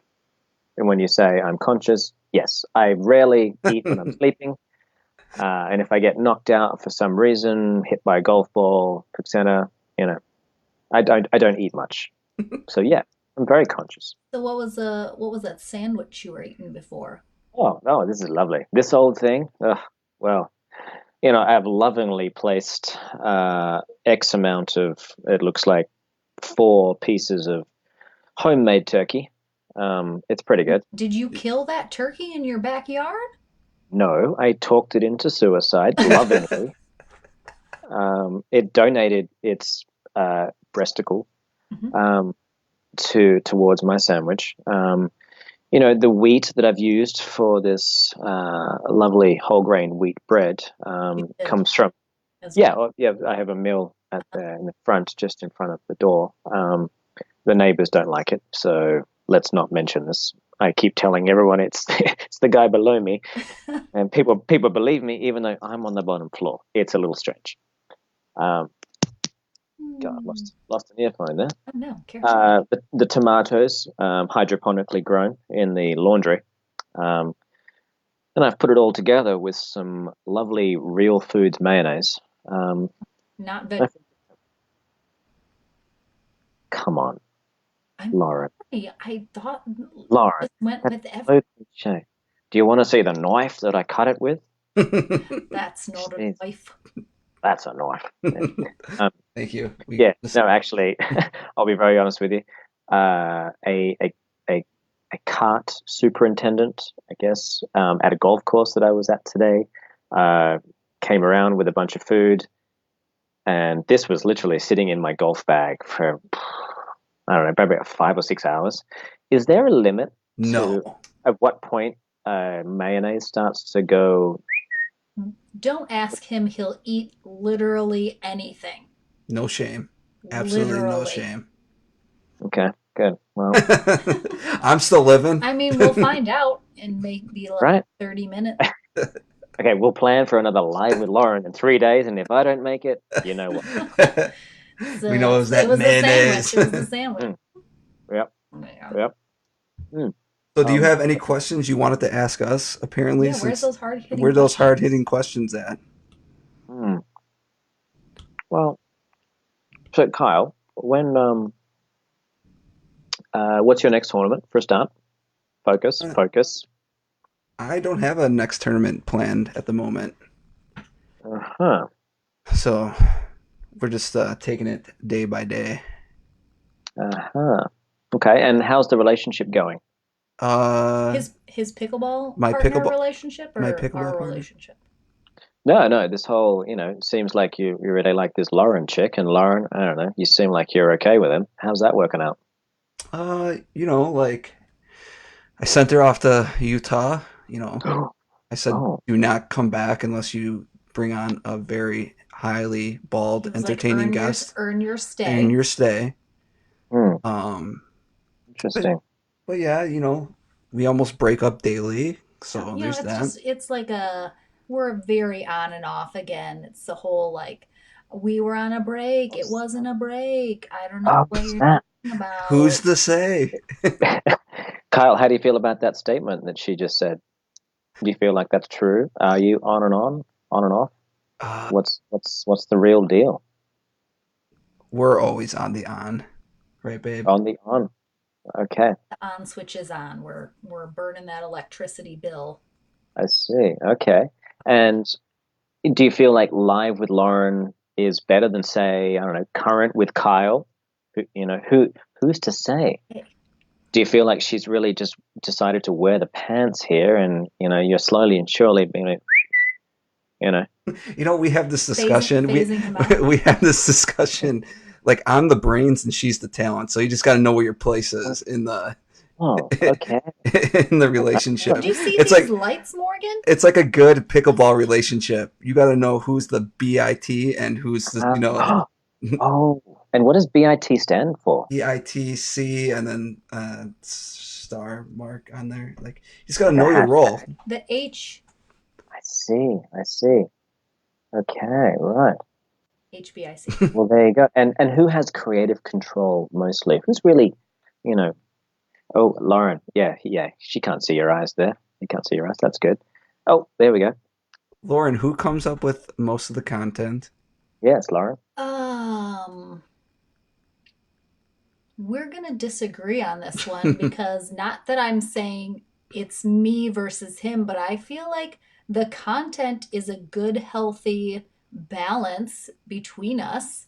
And he, 100%, he gets more credit in terms of like the research, the newest stuff, the technology, the like looking into everything. Like he's the one that listened to all your podcasts and like Okay, that's just hacked crazy. into your account to look through all your personal photos on your phone and set up that webcam that you don't know about. So like he's really the one that's all about that deep dive into like the background and the research. So like 100% that's him. But in terms Oh, of okay. you know this, As in the talent, the good it looks. might be me. I mean, Oh, well, that's very we diplomatic. have our Like, strengths it's that we true. It's true. bring to the table. Okay. Well, you guys have survived well. Congratulations. No, it's seriously a team effort, but some would say I put more of the teamwork in. Oh, But boom. I It mean, would be Oh, who's to him. boom. He say? says that. Who's to Oh. really He say? says he puts the teamwork in. That's all I needed. Who's That's to really say? yeah. That's classic. Kyle, dude. Oh, Right? you're live. You're never going to be able to live that down. It's on I tape put in forever. more team. No, For no one has ever said with a straight face, I put in more teamwork. That's now it's happened. Now it's happened. I That comment was just about on par with you blaming Marcin why you didn't win the bronze medal match at that U.S. Open event. oh, that's true. I just didn't feel your energy on the court. That's true. Where was your However, energy? I took it back within 10 seconds. Honestly, you can ask him. Lauren, Took I it back. take Yeah, it he back. tries to take things back real quick too. And I'm like, well, maybe don't say it in Yeah, the first place. Honestly. guys are not great at that. It's a tricky one. Uh, We typically don't always think before we. Yeah, that's very true. We tend to the pull the trigger. plight of the Yeah, it's an issue. Well, as an organization, I assure you, Lauren, and all the esteemed feminine listeners, we as an organization, men are working on that, and we've isolated it as a problem, Mhm. and the community is banding together to try to find a solution that can be amicable in all parties. We know that we're not going to figure it out right away and come up with the best solution straight away, but at some point we may not say such stupid things in the heat of the moment. We're all just really We're all just trying. really We're just, waiting for that day. We're just can't we just all get along? it's You know, gonna come one of these days. cut us some slack. That's all we ask. In the interim, we're looking at a 3 to 4,000 year turnaround between the kind of species we are at the moment Uh-huh. and what we're looking to become. That's an Uh, optimistic forecast. I appreciate that. Look, we're hoping. We're shooting for the stars. Yep. We need one or two Armageddons to come and go, and then we feel as a species, the male Homo sapien is going to get there, and we're confident. But we know we need work, and we're working diligently. Awesome. We wouldn't say around the clock. We started around 11, and we're usually done by Get to 2:30. you know. Yeah, and there's obviously the lunch break around 12. Depends what you got going on. It's fine. We understand. It's not easy. It's not easy. It's a hard. I appreciate your thoughtful, kind words though, and encouragement in No, the area. It's very nice. thank you. Thank you. You're very welcome. Do we have anything else that we have to cover? Anybody? Anybody? Hmm. Is it your bedtime? No, I just realized how long we've been doing this Yeah. thing.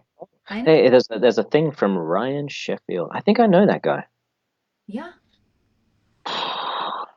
I might be thinking of Ryan Treffry, Mm, but I might have met this Ryan Sheffield guy. yeah. I mean, Oh, like you did. He's saying that you did. okay. Well, I believe him more than me. Yeah. Yeah. Oh, Glenn Lucy is watching. There you go. Lindsay Newman's watching. Oh, Lindsay. I'm sorry. I said those two names in very different afflictions. You're like Glenn Lucy. Lindsay. Well, okay, only because Lindsay's Selkirk. Who do you normally play with? Like when you're just around your area, like when you're getting during the week Rec or play for rec play for funsies. funsies. Okay. So often it's well, there's a new kid on the block. Max, what's his name? What's his last name? Max. This is killing me. I'm gonna feel bad about this. I only know Max Sosa. I don't know who that is, but No, it's not Max. That's Max. I want to say. No, I'm not going to try because if I butcher his last name, just because I. Anyway, his name's Max. Good guy, Ukrainian, lefty, great college tennis player. Played with Sarah Ansbury at Atlanta, and he's going to be one to watch for sure. Anyway, so he's started playing, and he's great. And our local kind of more established players, Ben, Barty, Ben, nope, or your better half, I believe, said yeah, it. Bartius. Bart, is that oh yeah, Max Bartius, yes, Bartius? yeah, Get it together, Evans. yeah, that's fair, that's fair. Um, Pochi, Greg Carter is one of them. Also Kim Jade, she's the first mixed partner I had. Yaz Stefanovic. There's a bunch of 5-0 and a bunch of good 4-5s that Ben drew on. Sorry, I don't know why. It's because I saw Ben Paquette send something. I was watching and I forgot his last name. Ben drew on. Benjamin.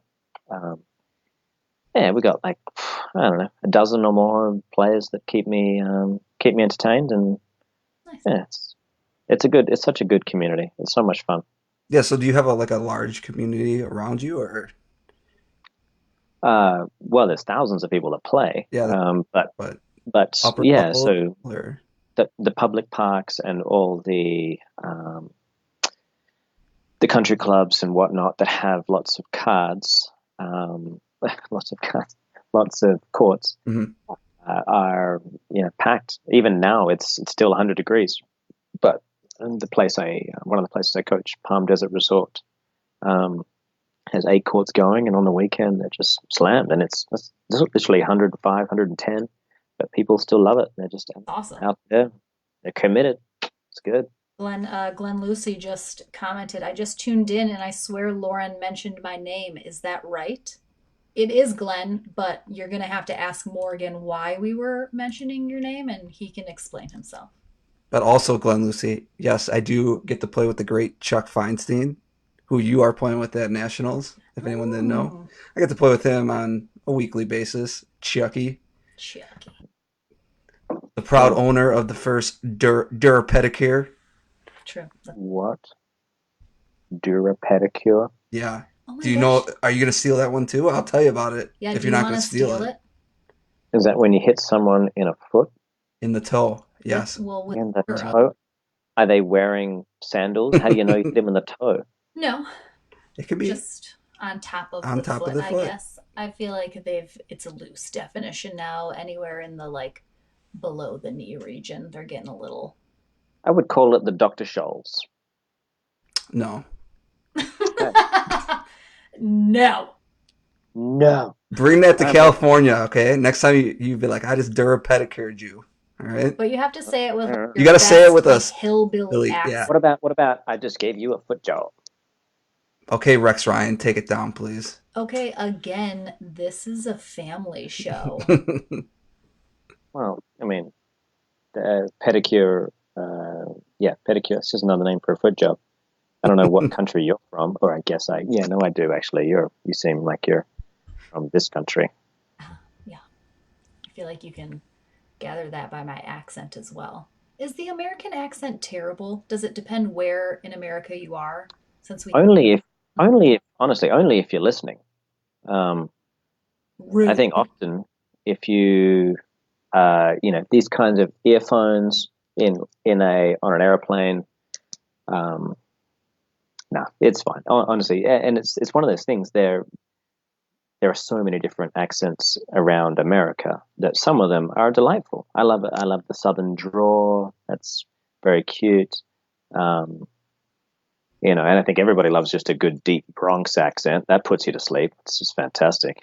Um, I guess um, the only terrible one is the Midwest because we just talk out of our nose. So That's not true. My what are you doing? No. delightful. Right, Morgan? Oh, I mean, it's definitely an accent. It's lovely.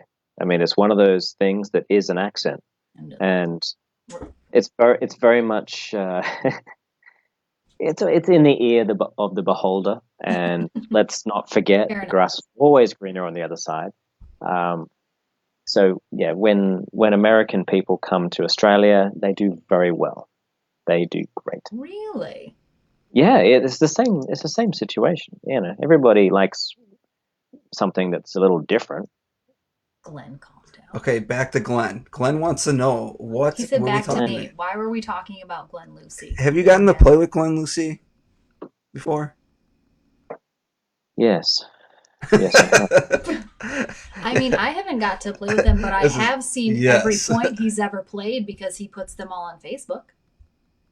Like my internet broke twice because the best of Glenn Lucy got just almost just too many hits, too many hits, and Facebook couldn't handle the traffic of the worldwide phenomenon that was the best of Glenn Lucy.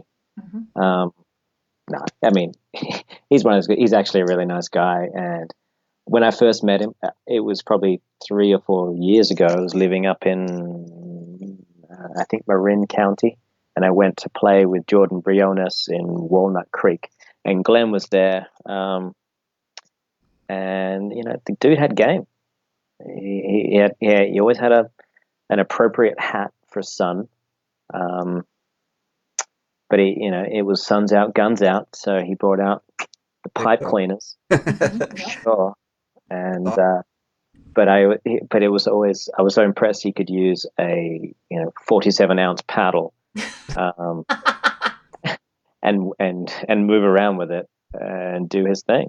That's So That's he has awesome. those guns. he Yeah. he actually, and he'll attest to this. He asked me to play a tournament, and he offered me a 6-pack, and I think of like Coors Light. And at that point, I thought, what's my career looking like? So I talked to my agent, I talked to my manager, and Really? soon after I realized I had to hire an agent and a manager to talk to an agent and a manager.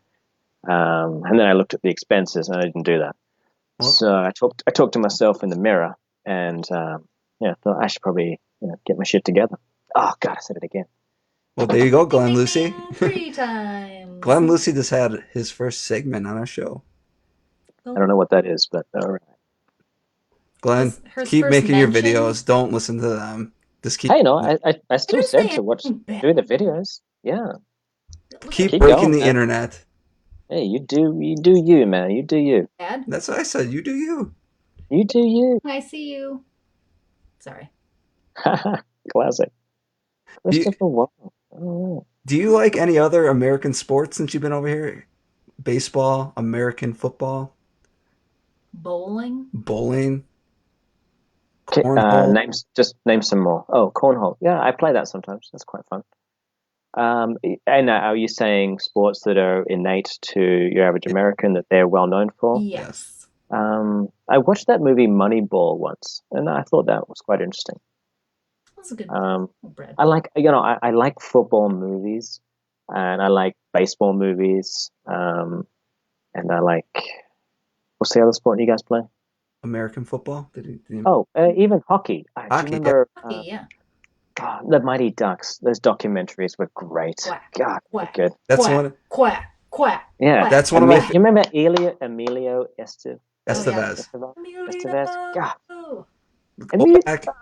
Go back. Exactly. Go back Night of and the watch the Roxbury, first. baby. Night of the Roxbury. Yeah. And Go I was back. like, Amelia. Emilio. Doesn't watch dumb movies, so he doesn't know what we're talking Dude, you will never feel smart unless you watch dumb movies, man. Come on, give it a go. I've watched all the Mighty Ducks movies. Okay. It's not Really? worth winning That's if my you fear. can't Can't win win big. big. Just remember that. You got a I coach mean, with a hockey stick hitting a kid on the head. It's not worth winning if you can't win big. I think that's going to go over in today's society. That's why I say, kids from these days, get back and watch that. I don't even know. good, good.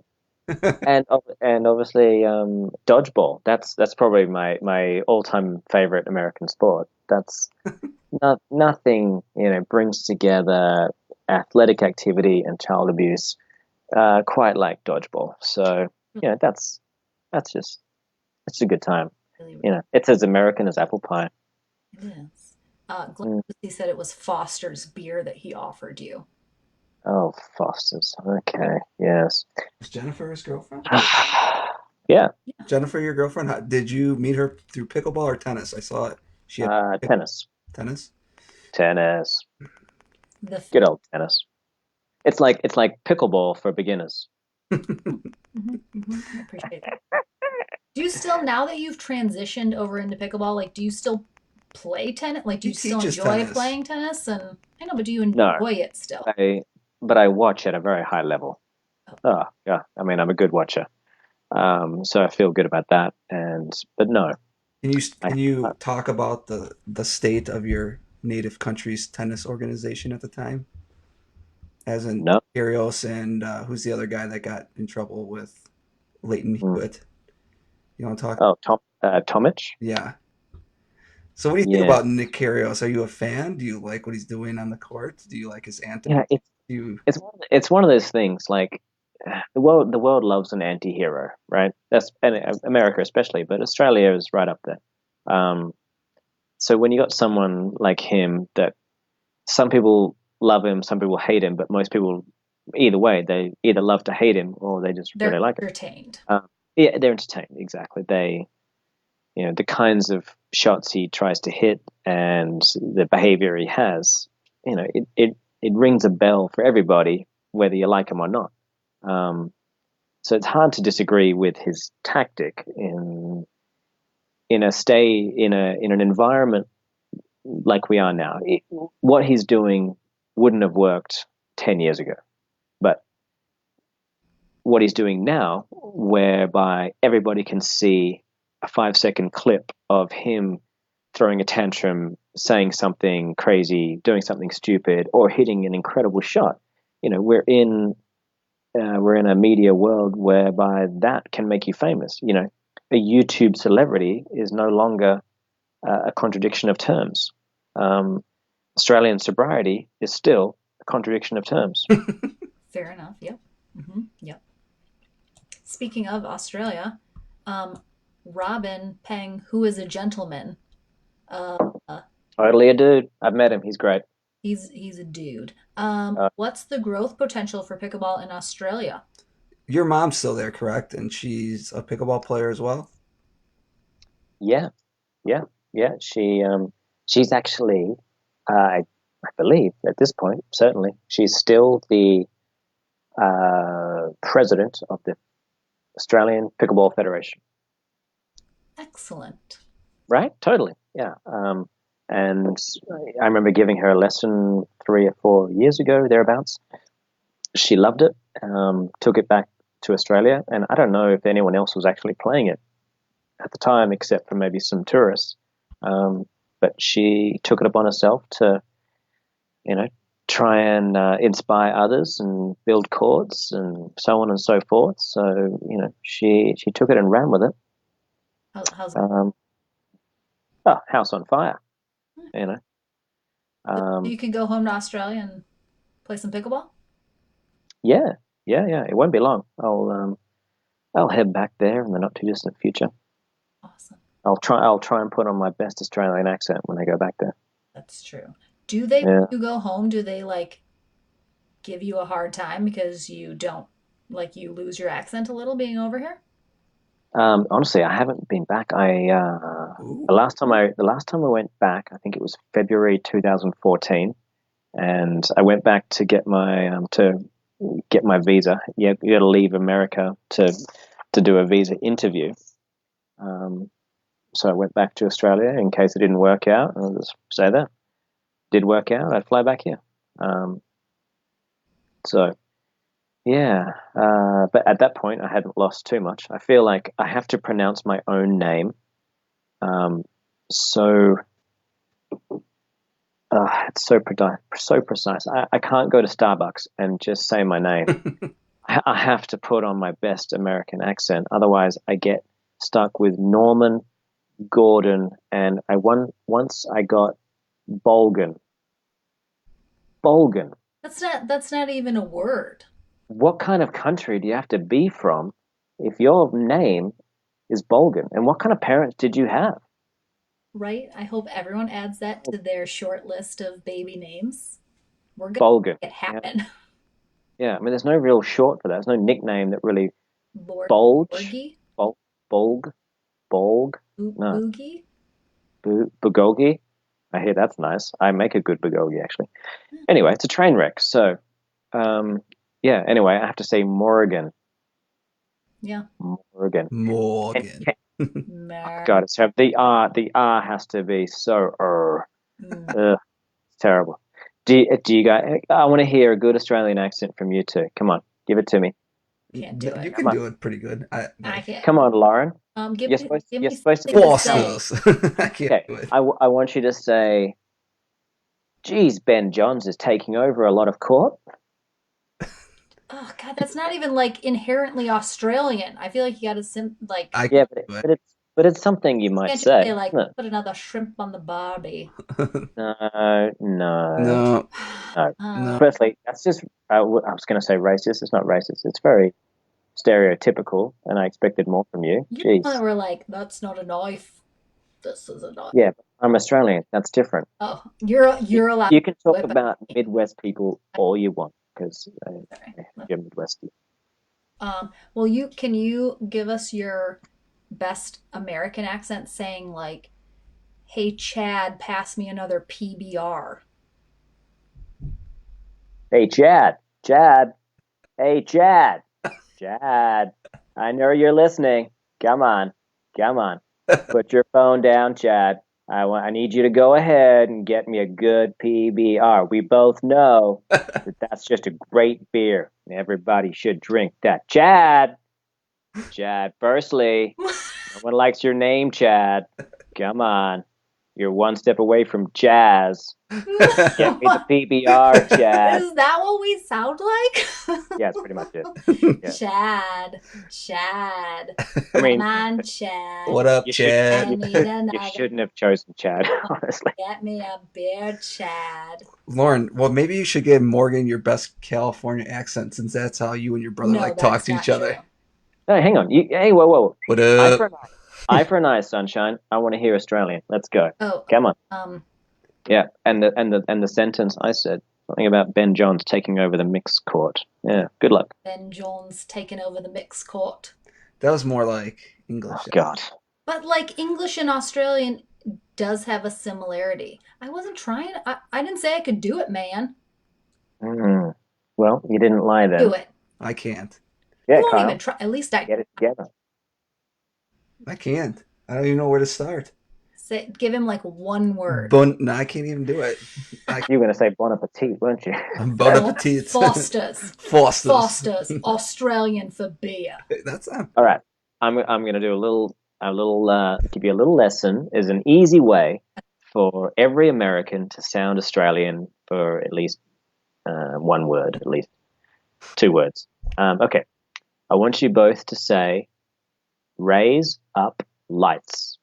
Raise up lights. Raise up lights. Yeah, like you got a set of lights. Raise up blades. Razor blades. There you go. So say it again and say it relatively fast. Raise up lights. Yeah, there you go. Yeah, I did it. That's I awesome. did it. That's Australian for razor blades. Well done. Razor Nice. blades. I can do Irish really good when I say turty tree. Turty tree. Turty tree. Have you ever seen her? Did you show him your paddle? Speaking of Irish, Lauren has a custom paddle. No, I don't think you've seen my paddle. But it's not like he's not Irish. No, but I'm saying. That's true. But I do a good Irish accent. I do like the Irish. They're lovely. Lovely people. Everyone else can do good accents but us. We're just the worst at everything. We Yeah, don't we're speak other terrible. languages. We can't Do you know? other language. We're just so dumb. That is true I've because got like a good tidbit of ridiculous information that you may or may not know. So you know how you sound different from the English. The British accent is different from Yes. them, the American, right? So you would assume that the British Empire has been around thousands and thousands of years. America was 400 years old, 400 and something or other. Mhm. That the American accent changed away from the British. Be all British. Yes, but it was vice versa. The story goes that during the Industrial Revolution, the British actually decided consciously, remember that word, to change their accent away from the Americans.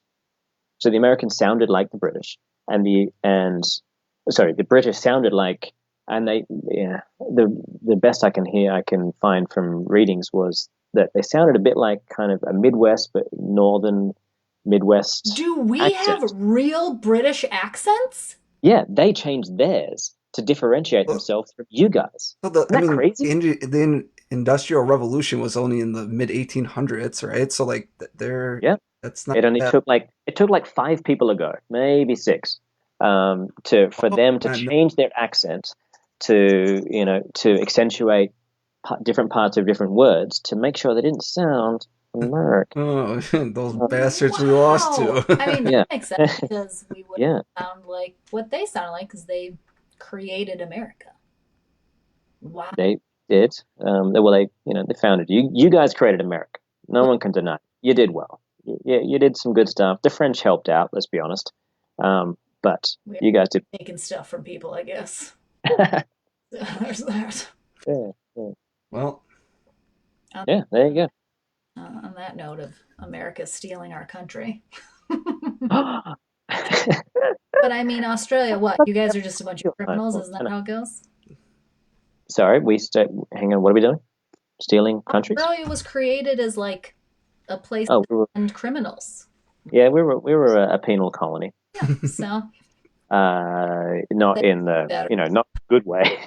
It was a penal. A lot of ways you can take that really. Penal colony. Um, Actually, yeah. yeah, yeah. So yes, and our accent actually legitimately developed through alcoholism. Yeah, we started slurring too many words and dropping off vowels, consonants, anything we wanted of the end of words. And slowly but surely, we started sounding the way we sound. So That sounds that's legitimate. very So interesting. yeah, no, I was shocked as well. I read it and I thought, oh God, that sounds way too good to be true. It is true. Oh shit. the best accent that there is. So like it Actually, worked. the Irish. Yeah, no, I thought so. I was hoping as well, but apparently Irish, Estonian, Italian, and then Australian are thought to be the most attractive That languages. Australian is the number one. That's not, Well, I appreciate that, Lauren. it's Don't not tell even Kyle. a question. I've never heard anyone say otherwise, I feel like. Really? Well, you guys are American. Yeah, It's well, different. fine. Fair enough that Americans find Australian accents the number one. Well, it has worked out nicely. It's great. I mean, that's how you got Jennifer, I assume, right? Oh yeah, that's pretty much it. You have nothing else going on. So I'm not even sure she's actually seen me. she's like, she just wears a lot of audio blindfold tapes. all the time because she's like, I don't want to ruin whatever's going on. I just want to hear you. Yeah, just living the dream. Just ignorance is bliss. Right. Really fantastic. Well, we will Well, wrap it up here unless you just have. Good. Oh, I'm sorry, Kyle has we'll one just more. end this on one last serious pickleball question. All right, all right, all right. Tell me. So just kind of your take on where do you think pickleball's going, and like I know there's a Midwest South series coming up, and just kind of your take where you think it's going, and will you be playing in that? Hmm. Um, yeah, honestly, I feel like we're at the stage right now where the amount of money tournaments that are on offer now for your average pro player is There's so many, and there are proposed so many coming up. I saw this new thing, Professional Pickleball Association, that I saw it a couple of weeks ago after TOC. That looks like it's got plenty of big money tournaments planned and a Grand Slam thing. Then there's that whole Midwest series of 5 or 6 tournaments. 6. 6 in Yeah, the major tournament at the end. yeah. Yeah, I think we're suddenly going to get spoiled for choice, and one of two things are going to happen. Either it's going to dilute the pack so much that a player, a tournament could host a $15,000 or $20,000 prize purse and not get that many players at the top level because there's another competing 30 or 40 or 50,000. That's what I'm hoping for. That's Yeah, my me only too. chance. He's waiting for those 15 Yeah. tournaments. It's only a matter of time because Yes, please. in the same way that competition forces every player to get better, work harder, get stronger, yada yada yada. The tournament scene is going to do the same. They're competing against other tournaments, and everything counts. I think at the moment, prize money is the number one thing that players are using as their main metric of where they're heading, their main measure. So unfortunately, it's the golden rule. He who has the gold makes the rules.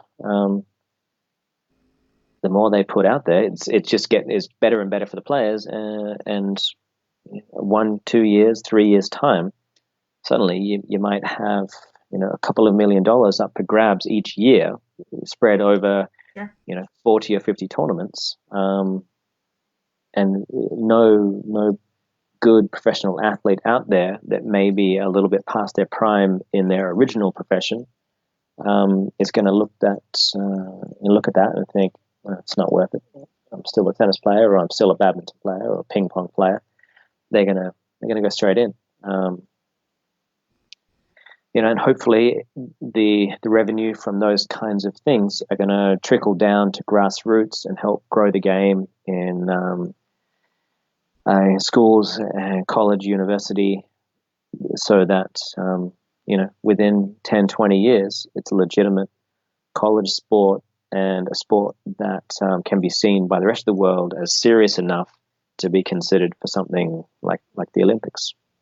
Yeah, that's a good point because there's for the youth, why would you want to enroll your kid into pickleball per se? There's no with tennis, you can actually get a scholarship. There's more avenues you can take as an adolescent than there is with pickleball. But I mean, if it gets to that level, hopefully that will be, and then it'll keep growing.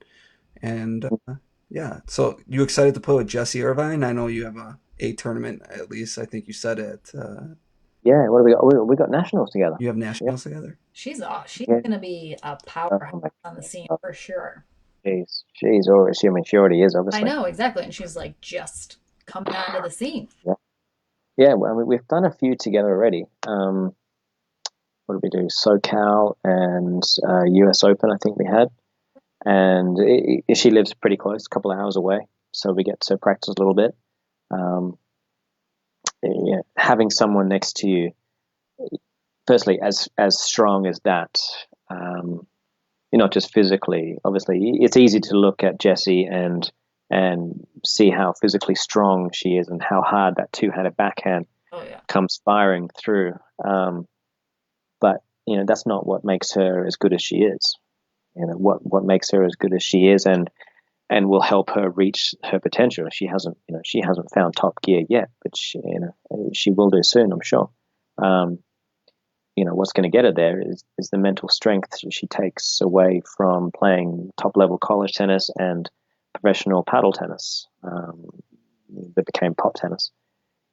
Having the experience of winning championships, winning tournaments, performing in front of crowds, and knowing how focused and concentrated you need to be to get it done. That's a big plus for the whole game, and hopefully for me at nationals.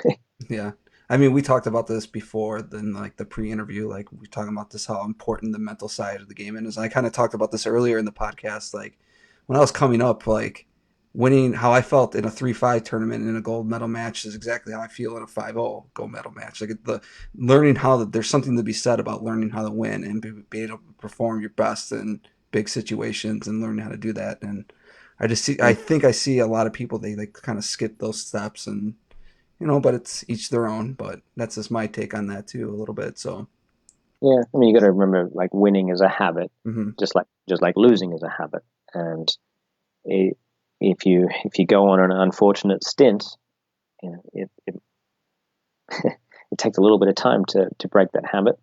And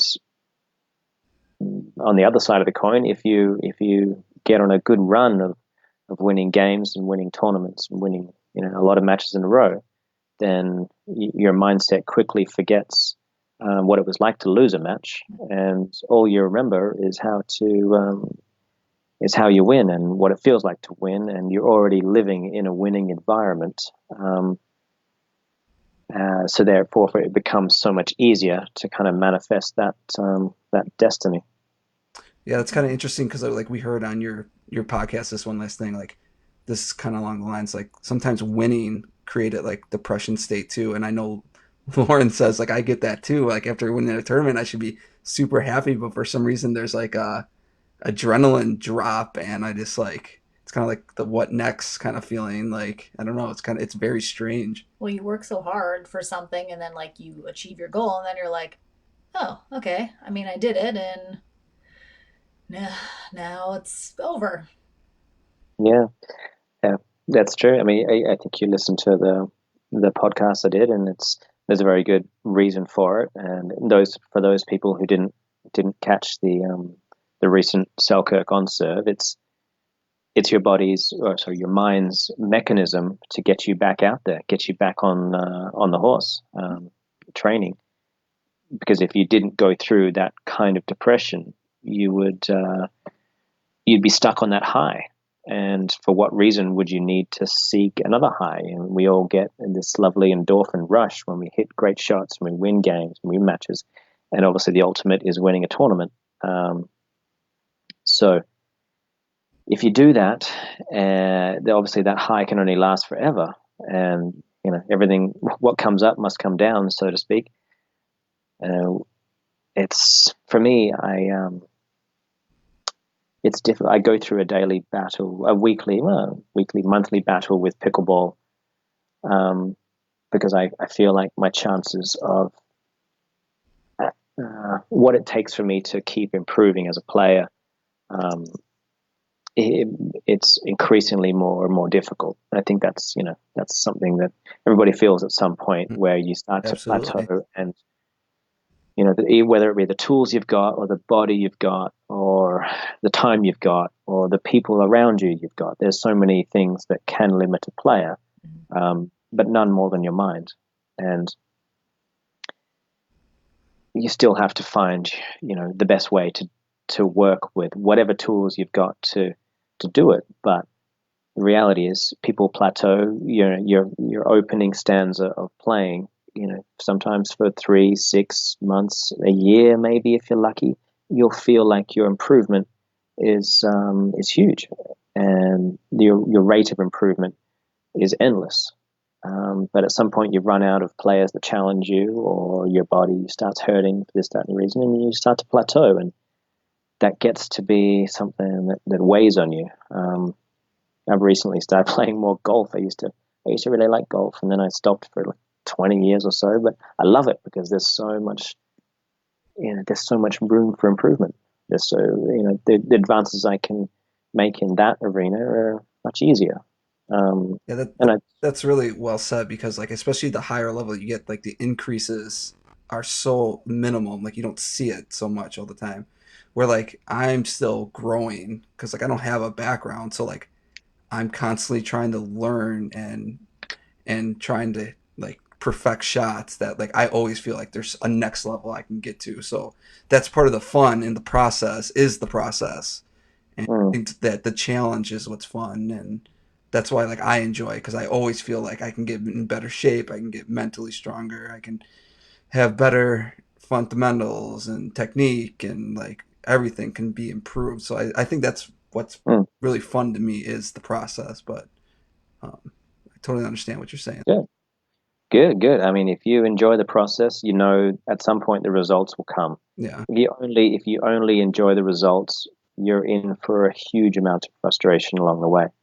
Um, so yeah, if for everyone out there, if they don't love the times where you lose a couple of matches straight and you still find a way to appreciate the game and can come away from a court feeling like, all right, I learned some real lessons here, and those lessons are definitely going to help me going forward. If that's not you, then this is going to be tough. Well, good to The have game Lauren to keep is my. not getting easier. Don't necessarily think Kyle loves those moments and finds the teachable Mm. It things usually in them takes me yet. like in the moment, like right after a tournament, where I lose, I'm like very like I can't see the perspective, and then Lauren's like, well, think about it like this, and I'm like, okay, okay, okay, and I then am like his person. Yeah, yeah. yeah, so And maybe love is a strong word. yeah. Right, But Morgan. Oh, Well, can appreciate it. Well, thank you so much for your we time. took a lot of your time, but thank you, and hope you enjoyed it, and hopefully we'll see you pretty soon down the line. Good luck in Texas this weekend. You are playing with Tyson, I assume. yeah, playing with Tyson and Maggie Ramins. Oh, Maggie, Maggie, nice. Yeah, good old Maggie. Midwest native, and hopefully you'll Midwest be Maggie. playing the Midwest Southern tour, and you make it to Milwaukee because I know one of the events is in there, and Is that where you guys are? You guys are in Milwaukee? I've always wanted to go to. I remember it is a Milwaukee fun place. It's Bucks underrated. as an NBA team. Are they still a team? Are the Yes, Bucks still a yes, team? The the Bucks are. Bucks. The Okay. And your Bucks. boy Andrew Yep. Bogut, one of the like highest Bogut, that got dude. drafted by. Yes, right. I remember that guy. That's how Australians learn American cities, just playing NBA playing cards. Nice. That's how we know. That's awesome. So So hopefully you'll make it to Wisconsin sometime. And I will. I'll come and see Sherry Steinhauer. She's a good gal. yes, she is. She's awesome. She's out in California, right? She's out. She should be coming back here soon. She's in New York and then Wisconsin a little bit. Yeah, That's she's all where right. she lived, and then California. We love Sherry. Yeah, she actually texted me a couple weekends ago to come play in Madison, but we're with her and Dave, but couldn't do it because I have commitments with Lauren on Oh, good. So those commitment issues are taken care of. as We'll be in speaking after. I bet as you in will. going to church on Sunday. Yeah. All right, folks. Well, it's been an honor and a privilege. Thank you. Take care of yourselves. Go put Be it good to each other. on the Barbie. Oh, God, you're killing me. Bye, Killing Morgan. me. All right, see you Cheers, guys. mate. Bye, Morgan. Ciao, ciao. All right, guys.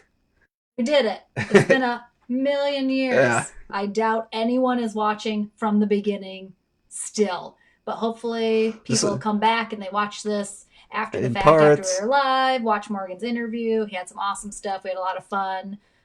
So just briefly looking ahead, in our upcoming episodes, we definitely are going to hope to touch on, they talked about it a little bit, sort of the mental part of the game, performance anxiety, just how that can impact people and what they're talking about. So hopefully that can be something we talk about soon, that a lot of people can relate to.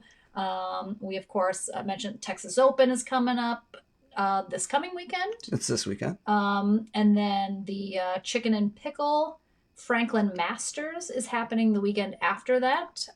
Currently the biggest purse being offered ever in a pickleball. It's an invite-only tournament. Yeah, you had to win like a major event. Yeah, so that'll be awesome. I think Pickleball Channel is streaming games there, so that'll be awesome. And then, of course, we have the Vegas Open, or the Vegas tournament that Tyson, I was like Tyson Morgan are playing in maybe. And then Nationals is coming up, so that'll be awesome. A lot of big tournaments coming at the end of the year, so that'll be really cool. And of course, just keep tuning in to Live with Lauren, and we'll hopefully let you know the next time we have a show coming up, which hopefully won't be as long as we took in between episode 1 and 2. I'll try to cut down the interviews. I mean, this is as long as a Joe Rogan podcast, almost going on 3 hours. Joe Rogan, we're coming for you. Maybe I'll try to cut this into parts, and maybe we'll cut into little segments, edited and section we'll edit so it to people you. can check it out. But thanks so much for joining, guys. It's been awesome. If you watched it live, if you are tuning in after the fact, it's been awesome. We had a ton of fun with you guys. Thank you for your comments. Yeah, and also make sure you go check out Eddie and Webby. They had a live feed going on yeah, tonight. they had their round 5 Match. Eddie versus Webby. And And then I know Brandon Swanson, the Pickleball Geek, was doing a paddle review with our awesome good friends Cassandra Gerke and Gucci Zane Navertil about the new Onyx panel that Kyle is now playing with and loving. So he's getting a little well-rounded use of some different paddles, and that's an awesome one. So I know are doing a big review of that tonight on his page, so go check that out as well. And then hopefully we'll have episode 3 coming at you, and then we have a special guest who wants to say goodbye. Good night to everybody. Oh, excuse me. This is Kitten. aka Motor. She was sleeping. Thanks for watching, everybody. It was fun. We'll see you next time. Thanks, Jen. Well, thanks for helping out with everything. And do you wanna take us out? Take us out, Motor. Yeah. Take us out. I don't do the most, but I do a lot. I'ma make a toast, cause we still alive. I shoot a shot. I'm coming in hot.